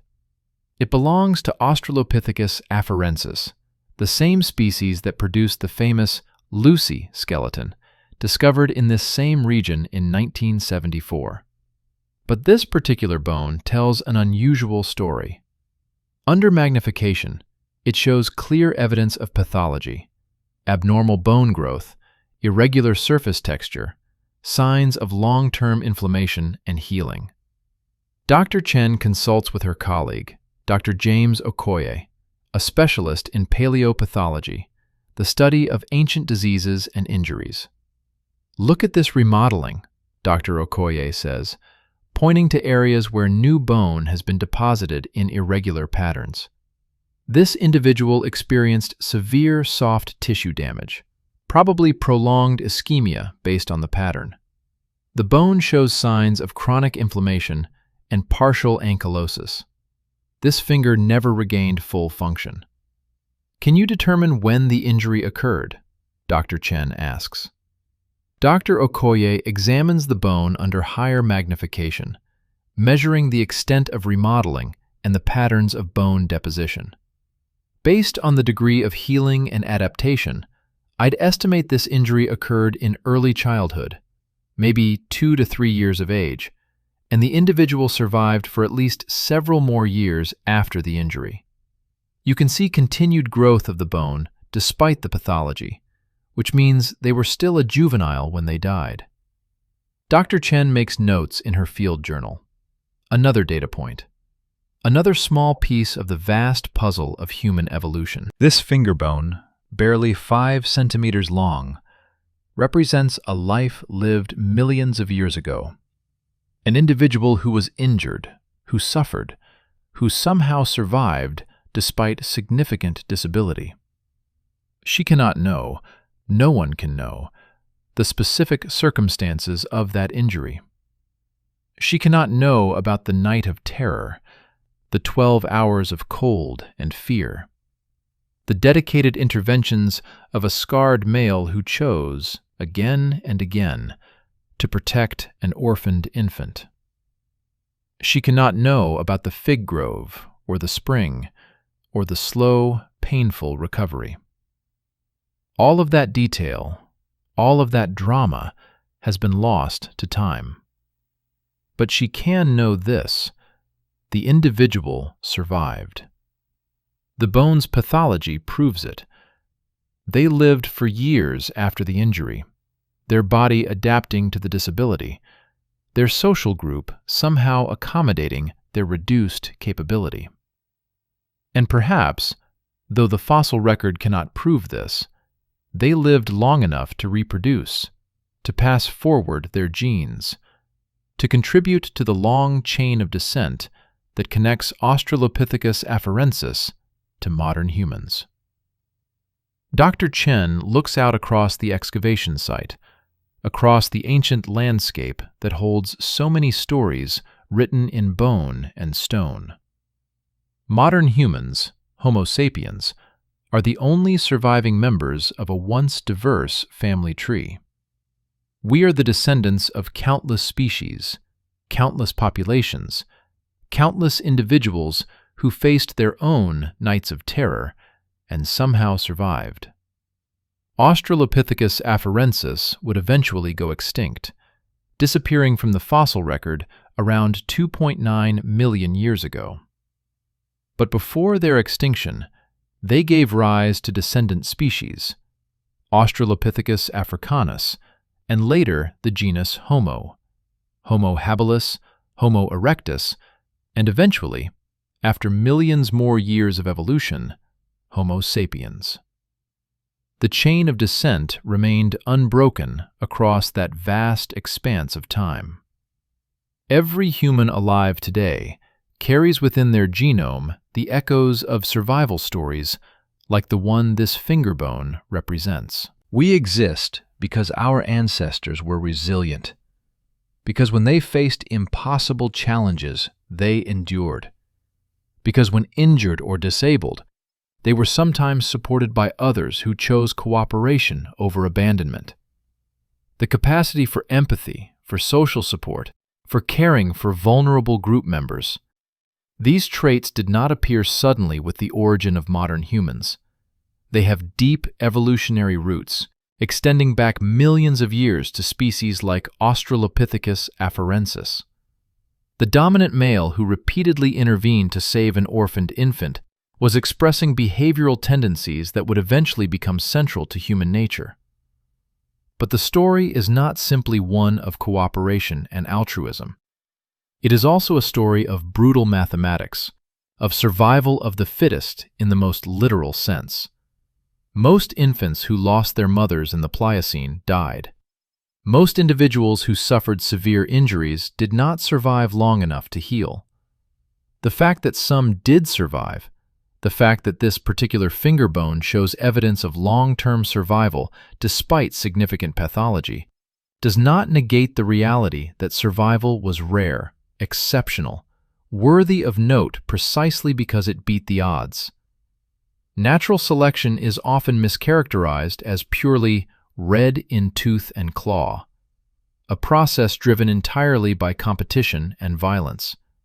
But natural selection also shaped the capacity for cooperation, for empathy, for the kinds of pro-social behaviors that allow vulnerable individuals to survive.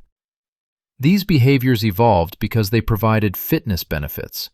Groups that cared for their members outcompeted groups that did not, at least under certain ecological conditions. The finger bone that Dr. Chen holds in her hand represents both the brutality and the grace of evolutionary process. Brutality. A 2-year-old orphan suffering through 12 hours of life-threatening cold and hunger, sustaining permanent injury, facing reduced survival prospects. Grace. A group that chose to support that orphan, investing time and energy and resources to keep her alive, demonstrating the kind of social cooperation that would eventually characterize humanity. 3.8 million years separate that night of terror from the present moment. In that vast span of time, entire mountain ranges have risen and eroded. Continents have drifted across the face of the planet. Ice ages have come and gone. Countless species have emerged, flourished, and gone extinct.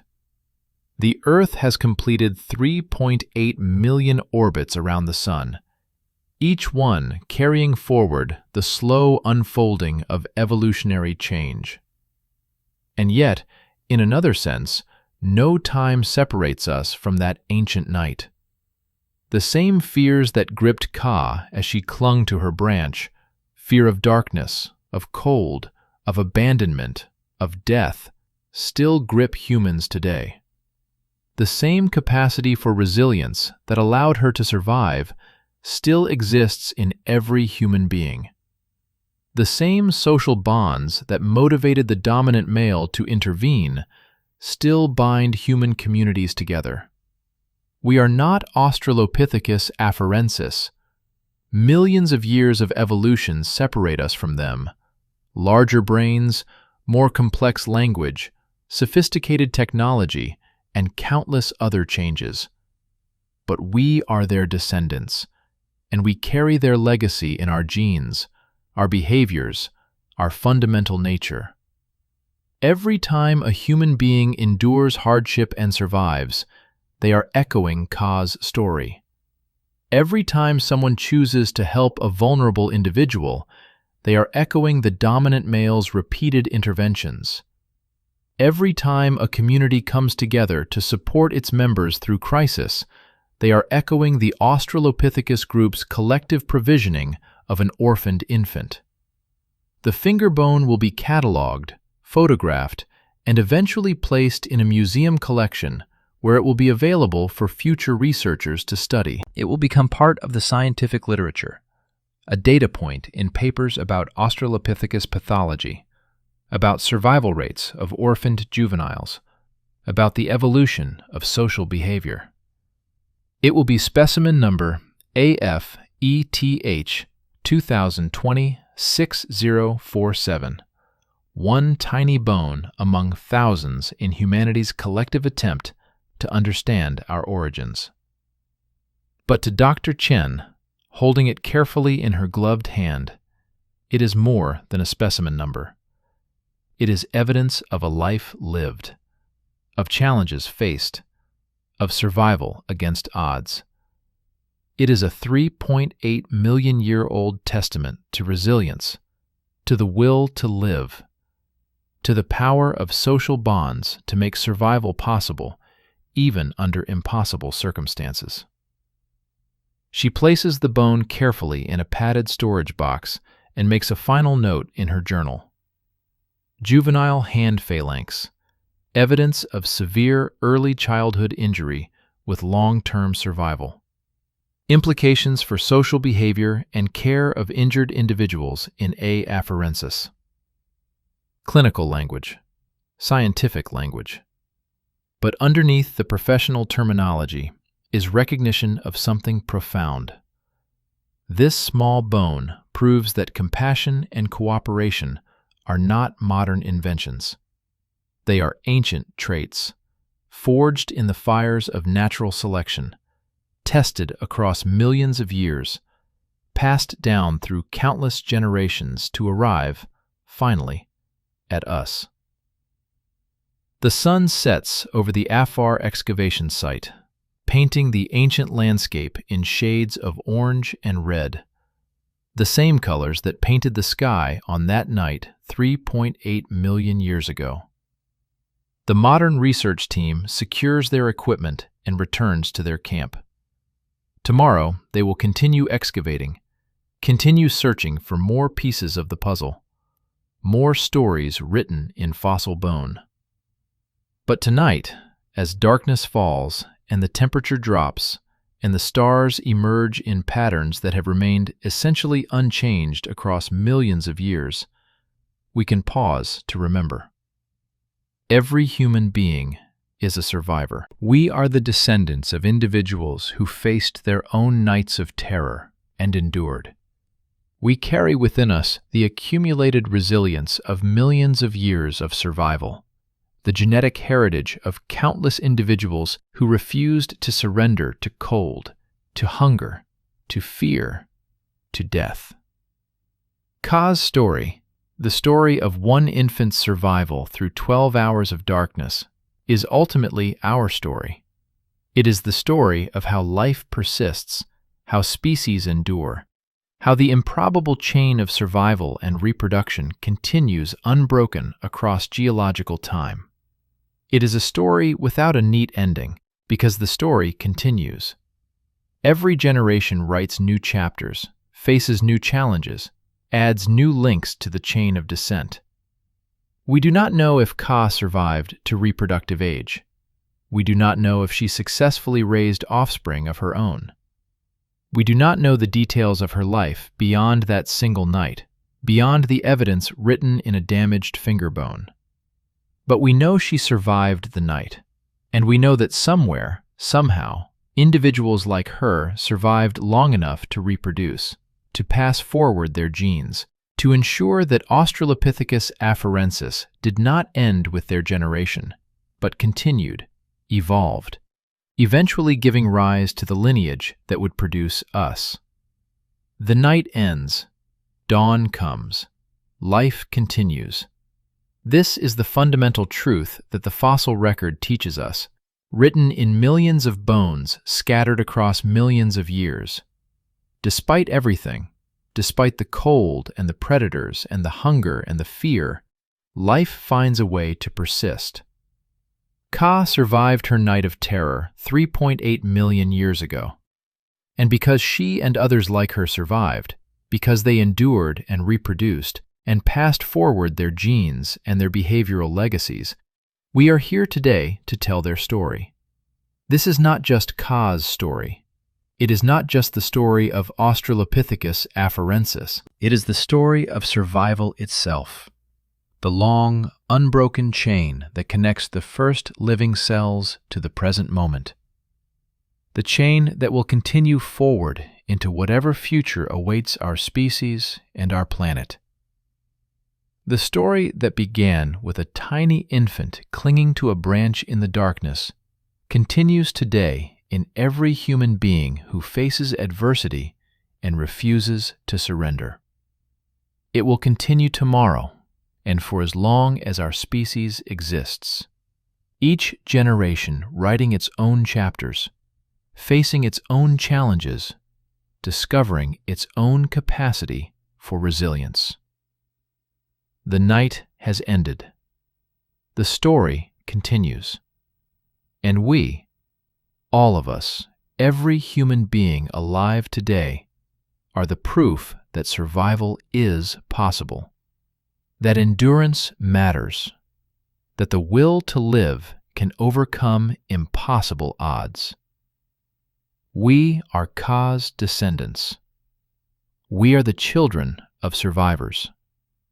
We carry her legacy forward into an uncertain future, armed with the same resilience that carried her through her darkest night. And that, perhaps, is reason for hope. The end.